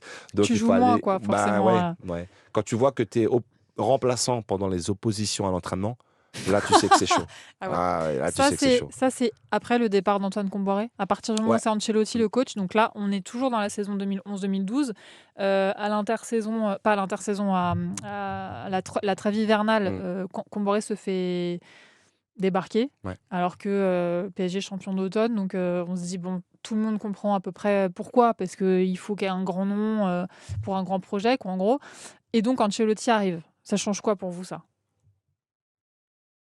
Bah, après, en termes de résultats, ça n'a pas été le bon parce que quand Antoine y part, on est premier, on finit deuxième. Donc maintenant, bon, voilà, on Contre repart, Montpellier, en plus, ouais. c'est Montpellier qui gagne le championnat Et, cette saison-là. mais après, Carlo, à la base, au départ, il ne voulait pas venir. Hein. Lui, c'est aussi un gentleman. Hein. Donc, mais après, c'est le foot. Des fois, tu as des histoires dans le foot, tu te dis, on aurait pu faire mieux humainement, mais c'est un business. Donc, à partir de là, il faut savoir se détacher aussi émotionnellement de temps en temps. Je l'ai appris aussi à mes dépens. Donc, et puis, Carlo Ancelotti, c'est le mister, quoi. Et là, tu te dis, bon, comment je peux le séduire, celui-là? Donc, déjà, en étant irréprochable aux entraînements, en arrivant à l'heure tout le temps, en lui montrant que hey, je suis professionnel, donc il y a toutes tes stars dans ta hotte, là, mais nous, on est là aussi, on existe. Et puis lui, il a traité tout le monde pareil. Tout le monde pareil. Moi, quand je pars, je me souviens, j'annonce mon départ au Qatar, petite larme et tout qui coule dans ses yeux et tout. Non. Ah ouais, Sérieux? il m'appelle Guilherme. Et, Sérieux, t'as fait pleurer Carlo, quoi. Prends la guitare, on va chanter. Et énorme. Non, humainement, elle était incroyable. Il m'a dit, je suis désolé, j'aurais aimé te faire jouer plus, mais je pouvais pas. Donc, c'était vraiment, vraiment, vraiment embouteillé, avec des vraiment grands joueurs. 4-3-3, Ibrahimovic, Néné, Kevin Gamero, moi, Jérémy Ménez, Pocho Lavezzi, Pastore. En sachant que Zlatan, il ne sort jamais. Donc, hey, Ibra, laisse-moi 5 minutes. Non. Non. donc, à un moment donné... C'est pas un mec qui chante du reggae sous la douche qui va me faire sortir du terrain. Et pourtant, il kiffe Alpha Blondy. Il paraît qu'il aime bien Alpha Blondy. D'ailleurs, il paraît qu'il t'avait surnommé aussi. Il m'appelait Ziggy Marley. Ouais, Ziggy Marley. Non, mais voilà, tout ça pour dire que ouais, je sais pas l'image que ça renvoyait de l'extérieur, l'image de l'équipe, les stars du PSG, mais en tout cas à l'intérieur avec Carlo Ancelotti comme chef d'orchestre, humainement c'est aussi incroyable. Quand tu vois que Maxwell c'est le meilleur ami de Zlatan, c'est pas pour rien. Maxwell c'est une crème. T'as envie qu'il soit ton journal intime en fait. T'as envie de parler avec lui tous les jours. T'as envie qu'il soit ton journal intime. Je te jure, c'est ce qui, il renvoie une telle douceur, une qualité d'écoute. Et tu as l'impression que pour équilibrer Ibra, il faut que lui soit là. Tu vois. Donc, quand tu vois ces petits trucs-là, à droite, à gauche, Thiago Motta, enfin, moi, j'ai vraiment kiffé Verratti qui arrive et c'était une petite mascotte. Donc, non, franchement, ça a été incroyable. C'était incroyable, un grand changement. Et je me dis, j'ai pu jouer dans le plus grand club d'Europe à un moment donné. Parce que, comme je te dis, en temps normal, ces mecs-là, ils sont soit au Milan, soit à Madrid, soit à Barcelone. Et non seulement c'était des grands joueurs, mais en plus, à un moment, ils ont joué un grand football. Après, avec Laurent Blanc, c'était exceptionnel le football qu'ils nous ont proposé. Donc, voilà. Mais c'est vrai que même de l'extérieur, sans les connaître personnellement, on avait ce sentiment qu'il y avait des personnalités de qualité Mm. dans cet effectif. On avait quand même envie d'être leurs potes. Nous aussi, on aurait aimé que Maxwell ce soit notre journal intime ou Zlatan. Moi, j'aurais choisi Zlatan, mais voilà. En tout cas, Maxwell, j'ai repéré parce que je suis allée un peu évidemment scroller sur ton Instagram pour voir si tu avais gardé des liens avec des joueurs. Bon, j'ai l'impression que tu as gardé des liens à peu près avec tous, mais par exemple Maxwell, tu lui as écrit un petit mot je crois que c'est peut-être au moment où il a arrêté sa carrière, Ok. possiblement. C'est en anglais. The true value of a man lies not in what he has, but in what he is. Donc la vraie valeur d'un homme ne repose pas dans ce qu'il a, mais dans ce qu'il est. And you are a big man. Thanks for what you brought to PSG and to me in the same time. Was a pleasure. Donc, et tu es un grand homme. Merci pour ce que tu as apporté au PSG et à moi en même temps. Quel plaisir. Et tu l'appelles Mister M17, M17. Ouais. Voilà. Là, on sent vraiment un vrai respect, quoi.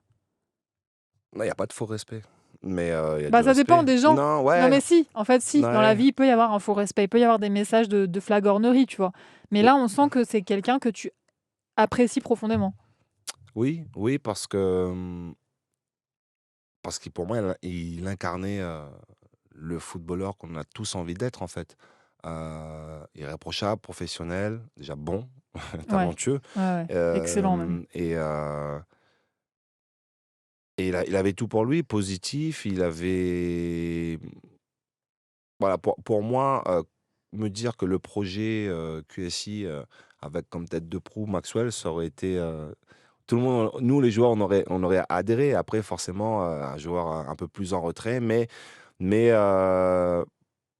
quand tu regardes leur CV, tu dis putain, il a joué dans tous ces clubs. Et tu vois son Mm. attitude au quotidien, tu dis bah ouais, en fait. En fait, chapeau, quoi. Parce que c'est vrai qu'à un moment donné, dans ton confort de vie, quand tu fais Le Havre, PSG, peut-être inconsciemment, tu te la racontes un peu. Mais bon, je pense pas que ça a été mon cas. Mais de temps en temps, tu as besoin des petits des wake-up calls comme ça, tu vois. Et quand tu as des Mm. mecs qui ont déjà tout gagné et qui te montrent ce qu'est la vraie humilité, voilà, ça fait du bien à l'âme, comme on dit. Alors justement, puisque tu parles d'âme, il y a un sujet dont j'avais envie de parler parce que même aujourd'hui, tu as une croix chrétienne autour du cou. Tu signes tes buts. Quand Ouais. tu mettais un but, tu faisais le signe de croix. Mm. Et il s'avère qu'à ce moment-là, au PSG, dans l'effectif, il y a Marcos Seara. Et Marcos Seara, lui, il est évangéliste, chrétien évangéliste. Pasteur et tout. Mais il est pasteur, il est Ouais. prédicateur, il organise même des cérémonies chez lui, il paraît, Mm. etc. Je sais qu'il a raconté dans des interviews que quand il jouait à Santos, il parlait de Jésus aux autres joueurs et que le président l'a viré du club à cause de ça. Quand il arrive au PSG, il signe des autographes aux fans et il écrit Jesus loves you en dessous et on lui dit au club ouais non en fait tu peux pas faire ça. Est-ce que il vous parlait de Jésus, ça se Non, passait comment? Il nous invitait de temps en temps à ces cérémonies, mais nous, on était très méchants. C'est-à-dire Nous, on a l'humour noir, nous. Donc, on n'a aucune limite. Donc, c'est limite, si on va là-bas et il commence, on peut, tu sais, fou rire. Ouais. Ouais. Donc, par respect, on n'y allait pas. Quand tu dis on, c'est le gang de Saint-Nom ou c'est qui? Tout le monde. Tout le monde. Non, mais... Oui, bon, le gang de Saint-Nom, on avait une particularité où on laissait rien passer. Mais, mais quand t'es footballeur, tu sais, tous ces trucs-là, un peu autour de la religion, c'est pas tabou, mais soit... Alors, à partir du moment où tu décides d'en parler ouvertement, il faut que de l'autre côté, tu sois prêt à prendre ce qui vient avec. Quand tu es dans une équipe de foot, et forcément, les égos, tu sais, ça chambre de foot, tu vois. On essaie de te faire plier un genou. Donc, mais ça n'a jamais été... on était méchants dans le sens où on pouvait être très noir dans l'humour, mais c'était pas de la méchanceté qui amène à la violence. Jamais. Non. Ouais. Mais vous pouviez être caustique. Très caustique. Ouais, donc les Jesus Loves You de Marcos, ça, c'était pas votre délire. Il vous a pas baptisé dans sa piscine, des trucs comme ça, quoi. Non, ok. C'est important de poser la question parce qu'aujourd'hui, il y a de plus en plus de footballeurs, et notamment les jeunes, qui cèdent de l'appui de la religion, quelle que soit leur religion, parce que c'est un milieu qui est compliqué, où c'est pas facile de garder la tête sur les épaules, de rester connecté avec tes valeurs familiales quand tu as plein d'argent, quand tu as plein de sollicitations. Toi, ça t'a aidé? Moi, je pense que la religion, en général, c'est se dire... la vie au quotidien me met tellement de pression que le seul endroit où je ne suis pas jugé, où il y a cette force, cette suprématie, où personne, en fait, la perfection, c'est là où personne peut. Hmm. Donc, lui, il me comprend et à lui, je lui donne tout et il va me give back. Hmm. Donc, moi, après, oui, moi, j'ai grandi dans la religion chrétienne, mais je ne suis pas très partisan de regarde comment je suis un bon chrétien. Hmm. Donc, Ne dis pas à ta et main gauche ce que fait ta main droite. ouais, Hmm. ouais. Et après, moi, je suis pas trop dans la démonstration. Le signe de croix, c'est vraiment. Je me parle énormément à l'intérieur, et puis forcément, tu sais, mes yeux se tournent souvent vers le ciel aussi, mais je vais pas faire des prières et tout comme c'est écrit. Hmm. Et de temps en temps, je me dis, j'ai besoin de me repentir pour demander pardon, le fait de ne pas le faire. Et le seul moyen que je peux payer ma dette, c'est, OK, quand je fais un truc de fou, et pour moi, marquer un but avec le PSG, c'était un truc de fou, je fais mon signe de croix pour dire, voilà, je me cache pas en fait. Et Hmm. au-delà de dire, hey, regardez comment je suis un bon chrétien, non, c'est pour Hmm. dire que ça, mon signe de croix, je le fais normalement la nuit avant de dormir, le soir, quand personne ne me voit. Hmm. Tu vois, C'est intime, quoi. c'est intime. Et Hmm. c'est le seul moment où je me dis, c'est une fraction de seconde, hein. J'oublie tout ce qu'il y a autour. C'est lui et moi. Tu vois. Donc, Hmm. pour moi, ça s'arrête là. Mais ça ne me dérange pas, les gens qui ont besoin de ça en permanence pour pouvoir avoir leur safe place. Hmm. C'est ça, en fait, c'est une safe place que tu Ouais, décris. ouais, Et c'est un endroit aussi, quelles que soient les religions, encore une fois, où tu n'es pas une star. Mm. Tu es juste quelqu'un, une personne. Exactement, exactement. Mm. Mais après, voilà, la safe place, comme je dis, voilà, Mm. garde-la vraiment que pour toi. Ouais. Parce que quand t'en fais trop, après, moi, si je rentre dedans, moi, je peux. Ah, tu peux devenir caustique. On a bien compris. Mais c'est jamais. C'est marrant. Moi, je trouve ça marrant. Mais bon. Ouais, bah évidemment. Bah, si c'est pas méchant, c'est forcément marrant. Donc, été 2012, arrive Thiago Silva, Ibra, Lavezzi, Verratti. On a déjà pas mal évoqué ça, mais là, on est vraiment maintenant dans les étoiles. Comment ça se passe? Parce que même si c'est des gens bien, il y a quand même forcément des égos qui s'entrechoquent dans un vestiaire comme ça. Comment ça se passe? Est-ce que toi, ton rôle là-dedans, il existe? Est-ce que tu as un rôle dans l'équilibre du vestiaire?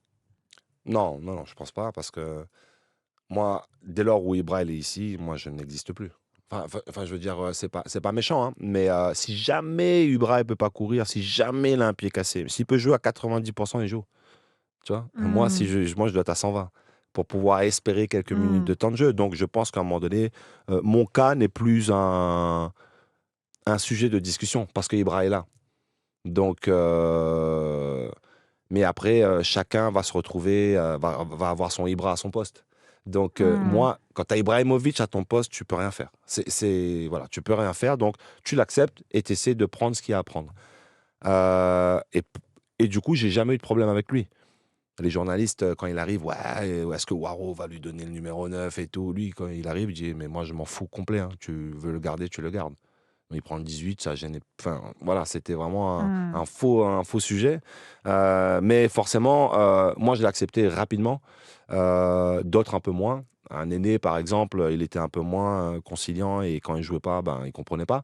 Donc, forcément, vous voulez tous avoir un rôle important à jouer dans ce PSG-là. Hmm. Mais la réalité était tout autre. Et donc oui, il y a eu des tensions. Il y a eu des tensions parce qu'on avait l'impression que ceux qui arrivaient sous l'ère des Qataris, ils avaient une immunité plus importante que les autres.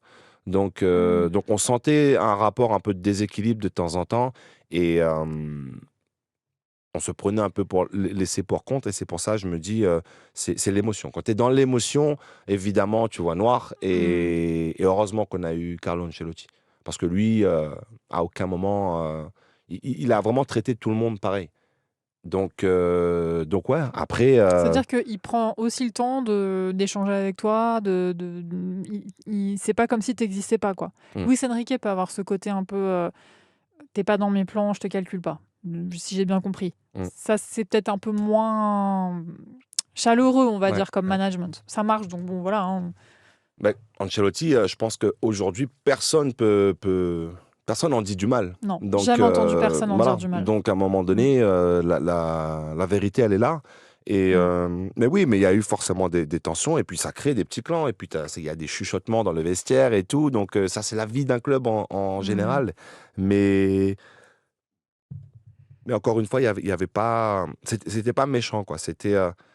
Moi, je me souviens quand je marque avant de partir en Ligue des Champions, Ibrahim fait la passe D. Moi, mon réflexe, je sprinte sur le banc parce qu'il y a le gang de Saint-Nom sur le banc. Ibrahim fait je te fais la passe D et tu vas les voir eux. Ouais, mais enfin, je viens. Merci beaucoup. Ça, il te le dit sur le terrain, tout de suite après. mais à la Ibra. Ouais, c'est pas méchant non plus. Ça n'a jamais été entre lui et moi. Voilà, il y a jamais eu. On n'est pas potes. Je dirais pas son numéro. Si je lui écris sur Insta, limite, je sais pas s'il me répond. On s'est vu il y a 2 ans parce que je suis consultant maintenant et il m'a salué de loin. Voilà. Bah, pas de loin. Et il m'a dit viens, ouais, voilà. Donc, parce qu'on a vu les images, ouais, c'est pour ça. On a un peu parlé, et ça, je trouve cool. Mais sinon, moi, pour le temps que j'ai fait, il y a eu des tensions, il y a eu ça a chauffé, mais je veux dire, c'est pas le fait qu'il y ait eu les Qataris, c'est la vie d'un club qui veut ça. Mais moi, en tout cas, ce que j'en garde, c'est qu'aujourd'hui, grâce à ça, nous, les anciens, on profite encore. Et j'ai l'impression que ça valorise encore plus notre passage au PSG. Le fait que ce nouveau Paris, il éclate tout le monde. Et puis avec la manière. Avant de passer au Paris d'aujourd'hui, où donc tu as encore une place et tu vas nous raconter notamment ce qui s'est passé le jour de la finale de Ligue des Champions, je voudrais qu'on écoute ta chanson qui s'appelle Paname. Moi, la première fois que je l'ai écoutée, j'ai pleuré. Oh. Parce que elle est tellement sincère. Je vais encore chialer, mais bon, je chiale tout le temps, dans quasiment toutes les interviews, c'est une catastrophe. Non, mais elle est tellement parisienne, elle est tellement sincère, et elle correspond tellement à la personne qu'on imagine aussi quand on te voit, tu vois, sur le terrain, que j'ai envie qu'on l'écoute. Et après, qu'on parle ensemble de ton lien, du souvenir que tu as gardé de la ville de Paris, parce que toi, tu n'es pas un Parisien d'origine, tu viens d'une île, à l'autre bout du monde, tu as débarqué dans la capitale à 24 ans, et tu as créé un vrai lien. Donc on s'écoute Paname. Et puis après, on reparle ensemble de Paris.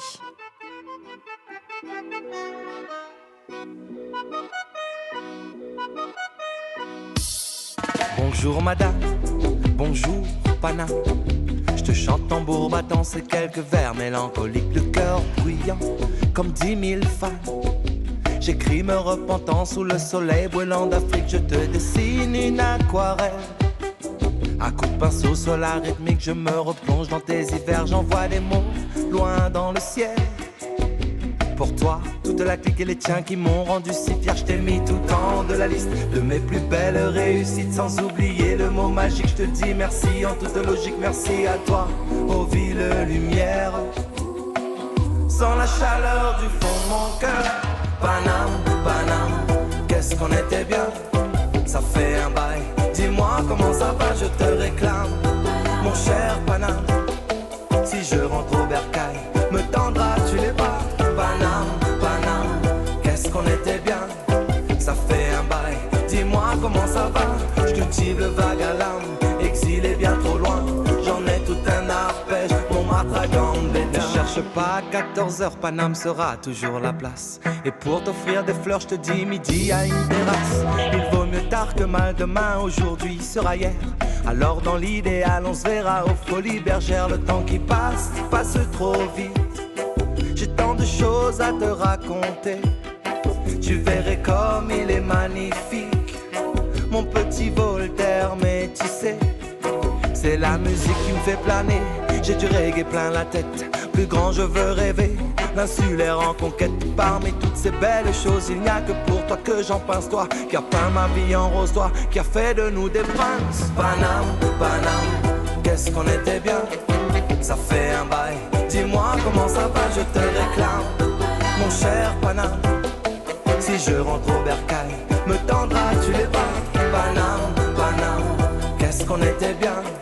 Ça fait un bail, dis-moi comment ça va. Je cultive le vague à l'âme, exilé bien trop loin. J'en ai tout un arpège, mon matraquant déjà. Je suis ton humble poinçonneur, au sang tu ma ferveur. Sur mon guitare, ou fais lève mon phone-care. Donne mon accord, n'a bon paix, souvenir. Où les douleurs si mon corps, le vent dans mon soupir. Paname, Paname, qu'est-ce qu'on était bien. Ça fait un bail, dis-moi comment ça va, je te réclame.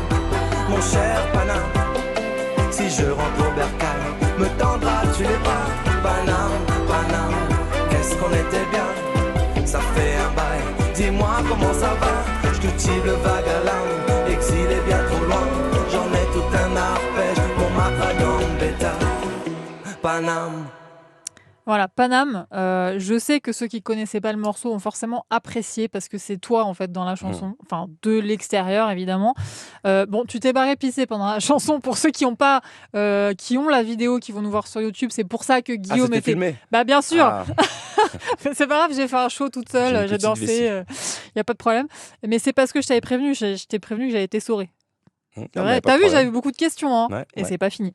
En tout cas, j'ai envie que tu nous parles de Paris, parce que quand on imagine les joueurs du PSG d'aujourd'hui, les superstars qui jouent au PSG, c'est pareil pour Ibra, pour Verratti, etc. On se dit, aller se balader incognito dans Paris, c'est pas possible aujourd'hui. Comment toi, tu vivais Paris? Est-ce que tu passais du temps à Paris, entre tes barbocs à Saint-Nom-la-Bretèche? Moi, je connais pas Paris, hein, je connais le Parc des Princes, Et voilà. c'est le 78. T'as pas été à la Tour Eiffel? Non, mais si, j'ai fait, j'ai vu ce qu'il fallait voir. C'est plus le Réunionnais qui est à Paris, qui découvre Paris. En touriste, Mais quoi. en tant que joueur, tu sais, moi, si j'ai mon studio de musique, je peux T'avais un rester. studio de musique quand t'habitais, quand Ouais, tu jouais au ouais. PSG? Il était Moi, où? c'était la priorité, c'était d'avoir une chambre avec mes instruments de musique. Moi, je peux rester une semaine sans sortir si j'ai ma guitare, je peux chanter. Vraiment, Ah ouais. c'est vraiment ça. Ouais, ouais. Donc, non. J'ai des potes en Suisse qui me demandent: ouais, je vais à Paris ce week-end, t'as pas de bonnes adresses? Je lui envoie TripAdvisor ou des trucs comme ça. Mais Ah ouais. La parce que Fourchette, The Fork. tout à l'heure, j'ai dit il faut un Sylvain Armand dans son agenda. Moi, j'ai un très bon ami, j'en ai gardé très peu. Mousse, il s'appelle, et lui, c'est mon. Voilà. Ton guide. Paris, c'est lui, en fait. Quand j'ai besoin, quand je suis à Paris, je l'appelle. C'est automatique. Est-ce que lui, il est supporter du PSG Mousse? Oui, oui, Ouais, oui. quand même. Oui. Il a joué au foot aussi, Villemonde et tout. Il a joué Ah avec ouais. le père de Kylian Mbappé. Ah ouais? Ouais. Il n'a pas Avec été pro. Wilfried. Avec Wilfried, ouais. Et donc lui, c'est un peu mon monsieur Paris. Donc quand on essaie de me poser une colle sur Paris, c'est l'appel à un ami, c'est lui. Ouais, le Joker. Ouais, Mousse le exactement. Joker. Mais tu connais quand même cette sensation de te balader dans la rue à Paris et d'être arrêté par les supporters? Ça, tu l'as Oui. fait quand même. Oui. Et, Ils sont là, les supporters qui t'arrêtent? Depuis Ligue 1+, ça doit être encore plus important, non, non? mais moi je suis pas une rockstar du foot. Donc, Arrête, non, mais Guillaume. vraiment. Non, Bah, tu passerais dans la rue à côté de moi, je t'arrêterais, quoi. Oui, mais je veux Ou dire, alors ça je crée pas. chuchoterais, mais... Non, mais ça crée pas l'émeute et ça c'est bon Non, pour bah, l'ego. Donc je suis oui. content. Je suis content, c'est mieux que ça qu'on me balance des pierres. Après, je vais pas non plus dire. T'avais. T'as vu bébé, ils m'ont capté ou pas? Je suis encore là. Non, c'est vrai, c'est plaisant. C'est plaisant Oui. parce que l'approche est toujours bienveillante. Moi, c'est Mais toujours c'est ça. ça. Donc, j'ai eu une fois seulement où il y a eu des expériences qui laissent des cicatrices, c'est celle qui te marque. Et celle-là, c'est la fameuse saison où on a fait de la merde, on va dire les choses comme elles sont. Et puis là, j'étais à la gare avec mon fils, il était bébé dans un panier et tout. Et un ou deux, trois supporters me tombent dessus et pour parler résultats. Et là, j'ai dit, les gars, par contre, il y a un temps pour tout. C'est la première fois où j'ai les yeux qui ont viré. J'ai dit, là, foutez-moi la paix, je suis avec mon bébé en train de pleurer. Donc, c'est pas là, devant tout le monde, on va se donner en spectacle. Donc, c'est le seul moment où j'ai eu une histoire avec les supporters. Mais sinon, en temps normal, oui, aujourd'hui... j'étais à Rennes, j'ai fait la semaine pour le boulot, Rennes-Lyon j'ai fait, et puis les gens, voilà, d'autres clubs aussi, c'est toujours bienveillant, donc c'est cool, franchement c'est cool. Maintenant, le PSG a fait énormément d'efforts ces dernières années pour renouer le contact avec ses anciens. Donc il y a eu notamment l'année dernière la création du Club des légendes. T'as ta carte, je suppose? Ouais. Évidemment. Voilà, la création du Club des légendes. Et donc... en dehors d'autres moments où vous avez pu faire des trucs avec le club, il y a cette finale de Ligue des Champions l'année dernière, où le club propose à certains anciens de venir avec eux en avion, de passer la journée avec eux à Munich et d'aller voir le match. Déjà, quand tu reçois cette invite-là, tu te dis quoi? Alors moi c'est différent.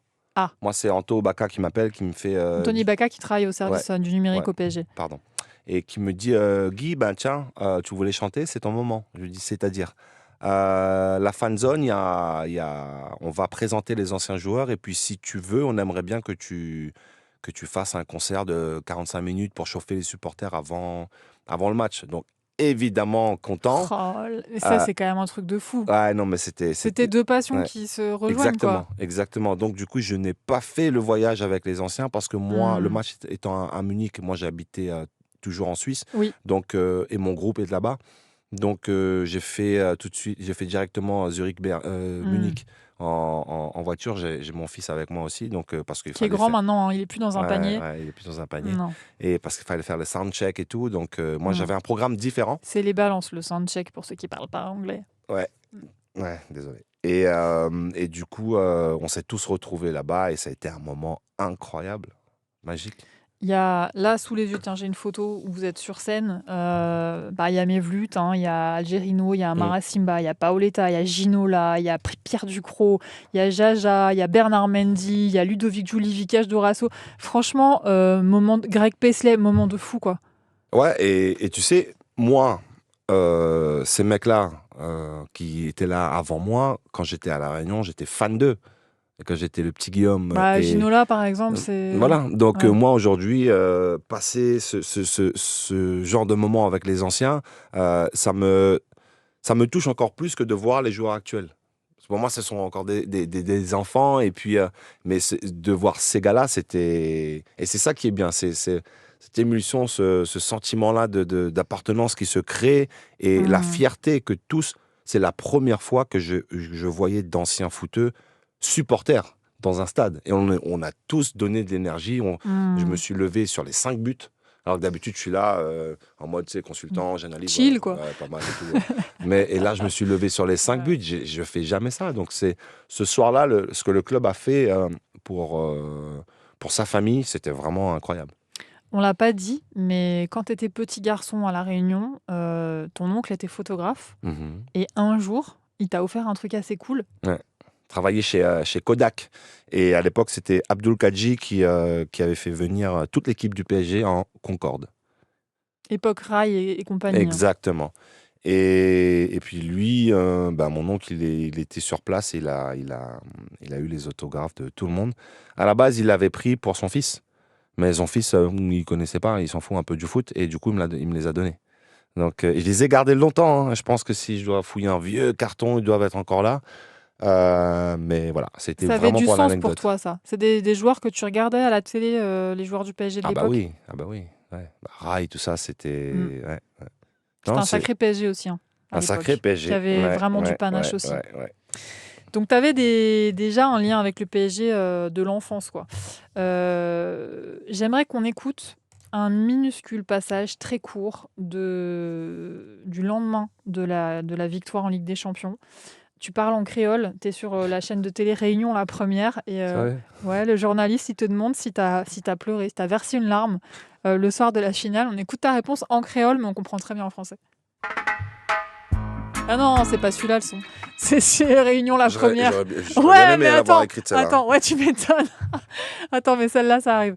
Ça doit être... Ah, il n'y a pas Réunion, la première ? Bon, c'est pas grave. En tout cas, tu dis que oui, t'as versé une larme, mais que t'es un peu gêné parce qu'il y avait ton fils à côté, ton grand-fils, et que tu voulais pas pleurer devant lui. Mais l'émotion, elle était réelle. Ouais, mais c'est l'émotion, le fait que mon fils soit là et qu'on vive ça ensemble. Plus le fait que Paris gagne la Ligue des Champions. J'étais forcément content, mais c'était l'émotion de me dire, je suis content d'avoir partagé ça avec lui. Il joue au foot, ton fils ? Non. Il était un peu... Non, plus basket, lui. Ah, mais toi aussi, t'étais basket au départ. J'étais basketteur aussi, ouais. Mais... je pense qu'on a tous pleuré de l'intérieur de joie. J'ai pas pleuré comme le supporter, mais je pense que toute l'émotion qui véhiculait mon corps, était voilà. C'était fort, quoi. Ce qu'on a vécu, c'était très très fort. Juste sur cette équipe d'aujourd'hui, quelques petites questions, et puis après on va chanter. D'abord, sur le poste de numéro 9, on parle beaucoup du fait qu'il n'y a pas vraiment de numéro 9 au PSG, sauf quand Sergio Ramos, quand Gonzalo Ramos est sur le terrain. Comment tu perçois cette évolution un peu du poste de numéro 9, sachant que même à ton époque, il y a eu des moments où il n'y avait pas de 9 sous Ancelotti, et c'était Pastore qui était en attaquant axial. Le foot a évolué et Moi, je suis d'une génération qui formait des libéraux et des stoppers. Qu'aujourd'hui, Oh le yeux. ben voilà. Le daron. Donc, moi, à l'époque, les latéraux, on dit si tu arrives à faire 2-3 centres par mi-temps, c'est très bien. Aujourd'hui, ton Aujourd'hui, latéral, tu vois Achraf Hakimi. il met 10 buts, 15 buts par saison. Donc, Ouais. on ne parle pas de la même chose. Mm. Donc, non. Et le foot a évolué parce qu'on ne crée plus des spécialistes au poste. On crée des joueurs, des athlètes qui sont capables de répéter multitude d'efforts parce qu'ils ne savent pas encore où est-ce qu'ils vont jouer, quoi. Donc, mais non, ça ne me surprend pas parce que quand tu as de la qualité, on dit souvent que c'est le système, c'est l'animation qui compte. Donc forcément, dans des mouvements complémentaires, dans un match, tu peux être amené. Moi, je me suis souvent retrouvé en défense, hein, donc ça ne m'a jamais gêné. Tu es un footeux, donc tu as ce ressenti de savoir qu'est-ce qu'il faut faire à tel ou tel poste. Mais c'est vrai, il n'y a plus de spécialistes au poste. Donc, moi qui étais moi, j'ai commencé libéraux. Hein. Je suis monté au fur et à mesure, mais je suis toujours resté dans l'axe et numéro 9 par rapport à mes aptitudes, à mes qualités. Donc, forcément. Généralement, c'est plutôt le contraire. Hein. Plutôt des Ouais, enfants qui sont ouais. attaquants et qui finissent défenseurs parce qu'ils grandissent beaucoup et qu'on Ouais. finit par les mettre en défense. Ça Ouais, aurait pu mais- t'arriver aussi. Mais marquer des buts, c'est utile ouais, en foot. ouais. Donc du coup, c'est...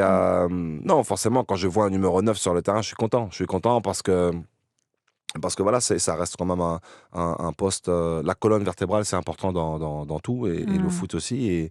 Et le numéro 9, jusqu'à présent, il en fait partie. Donc, ces clubs qui jouent en faux neuf, c'est parce qu'ils ont suffisamment de qualité pour que les mecs qui jouent ce rôle ponctuellement, ils puissent faire le job, comme on dit. Et quand Ramos, par exemple, il fait un match où une entrée, où il touche pas beaucoup de ballons, il décroche beaucoup, il n'a pas beaucoup d'occasions de tirer, mais par contre, il fait des déplacements qui créent des espaces. Ouais. Est-ce que tu te dis, ça doit pas être facile pour lui à vivre parce que c'est ingrat et parce qu'il y a beaucoup d'observateurs qui comprennent pas que c'est aussi un taf en soi de libérer des espaces aux autres attaquants? Le problème de Sergio Ramos... Gonzalo, du coup. pardon, j'ai Et dit c'est Sergio, de ma tu faute. m'as fait taf, Ouais, je suis désolée. Le problème pour Gonzalo Ramos, Ouais. ce problème s'appelle Barcola, Guevara, Doué, Dembélé. Parce que tout simplement, on veut tous les mettre sur le terrain. Donc, et le problème, quand tu es un numéro 9 de métier, c'est comme un gardien.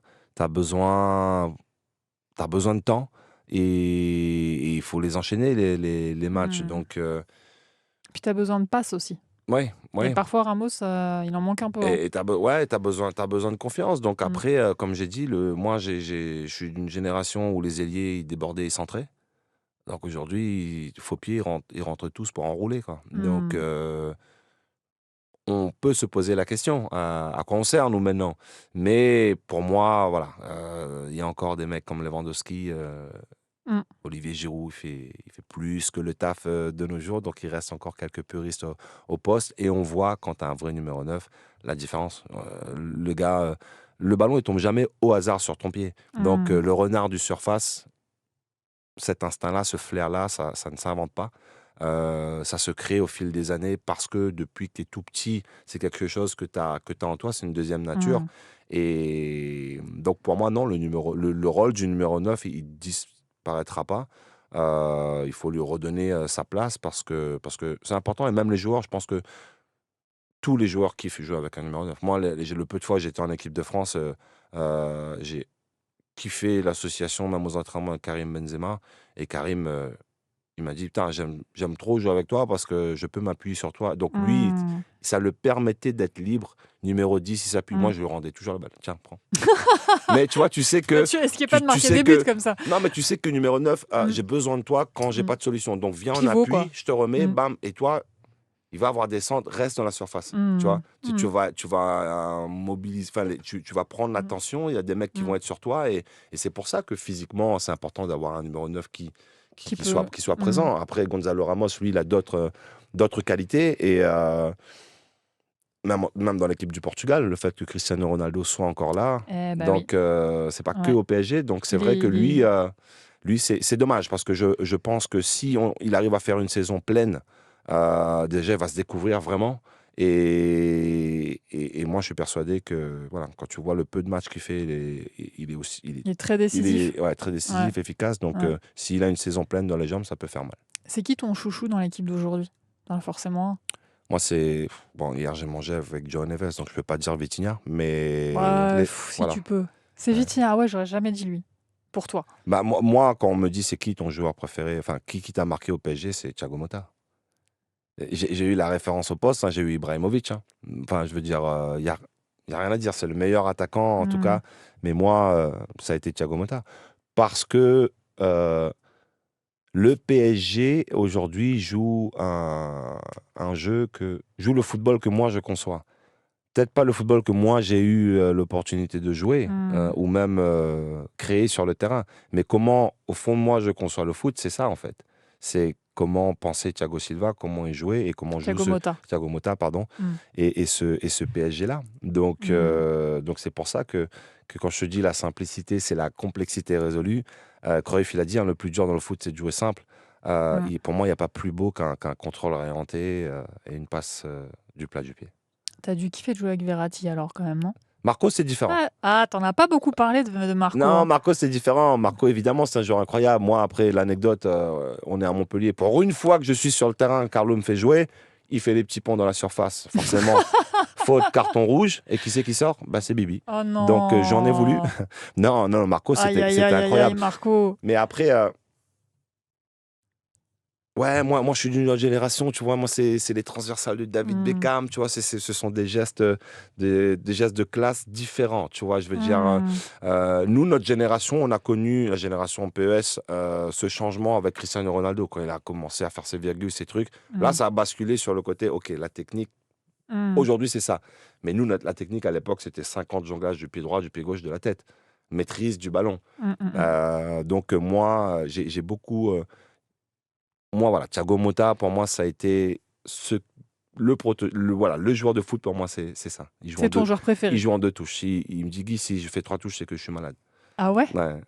C'est énorme. Sur son contrôle, il t'ouvre des angles de passe. Vitinha, pour le coup, c'est le contraire. Il en fait 18 parfois. Ouais, mais il temporise. Mais Vitinha, tu sais, c'est le mec dans la cour de récré. Les gars, je peux jouer avec vous? Il est toujours disponible. Et je peux jouer avec vous? C'est vrai. Tu sais, tu vois jamais un central quand il y a Vitinha devant. Tu as des centraux, des fois, ils font putain, le gars, j'ai pas de solution. Avec Vitinha, il va. Je suis là. Les gars, je suis là. Et je suis là. C'est vrai. Et en plus, il est discret.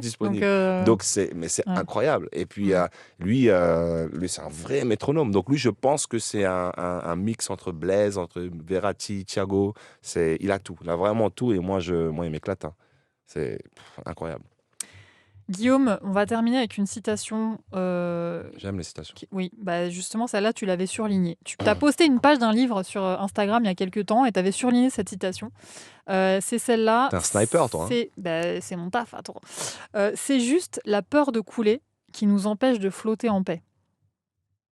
Ok. Et cette citation, qui est très parlante, je trouve, pour un footballeur qui est soumis à la pression et voilà, qui plus il se met de la pression, moins il arrive à jouer son football. Elle m'a donné envie de terminer l'émission avec Bob Marley. Parce que je sais que c'est une chanson que tu as chantée. J'ai pas osé te demander de venir avec ta guitare. Mais ce serait quand même cool si tu acceptais de chanter cette chanson. Carrément. Ouais. Mais attends, avec la musique, hein. Regarde, j'ai les paroles. Bob Marley, c'est haut, hein. Ouais, alors je me suis posé la question parce que je crois que toi, tu l'avais chanté un peu plus basse. Tu crois qu'il y a moyen ou pas Non, mais c'est... Partir des aigus. Sinon, je fais une autre voix. Je l'accompagne. Compliqué, hein. Vas-y, on essaye, je chante avec toi le couplet. Vas-y. Ok? On fait le début. Allez, c'est parti. Couplet ou le refrain? Faut le début. En direct avec la plus grande journaliste de France. En taille. Don't worry about a thing. Ça, c'est trop pour moi. Mais non. Cause every little thing is gonna be alright. N'hésitez pas à chanter avec nous. Singing don't worry. Il y a plein de gens en régie. Yeah, Rastafari about a thing. Cause every little thing is gonna be alright. Yeah. I rise up this morning, smile with the rising sun. Two little birds perched by my doorstep, singing sweet songs of melodies pure and true, saying, this is my message to you. Franchement, Sing pas it, mal, don't Guillaume. worry. Pas mal. Ah ouais, Bob Marley, Bada c'est... thing, j'adore. Ça te met le J'adore. Oh, le sourire, tu vois. smile. Ah, mais c'est Ouais. clair, c'est 'Cause clair. every little thing is gonna be Gonna be alright. alright. Il Alors manque je que vous souhaite une Zlatan, là. très très belle vie à tous. Hein. Vivez, soyez heureux, parce que le reste, on s'en fout. DJ O'Haro. Merci beaucoup de nous avoir suivis, c'était un plaisir. Franchement, Guillaume, Bah, merci à toi. j'ai kiffé. Ouais, J'avais moi raison aussi. d'annoncer à tout le monde, il y a Guillaume O'Haro dans 1 heure dans mon studio. C'était trop bien, merci 1000 fois. Merci. Maintenant que je sais que tu es à 6 minutes, la prochaine fois, tu viens avec la guitare. Ok, promis. Obligé. Et voilà, c'était cool. Merci Merci. Guillaume. Ciao à tout le monde.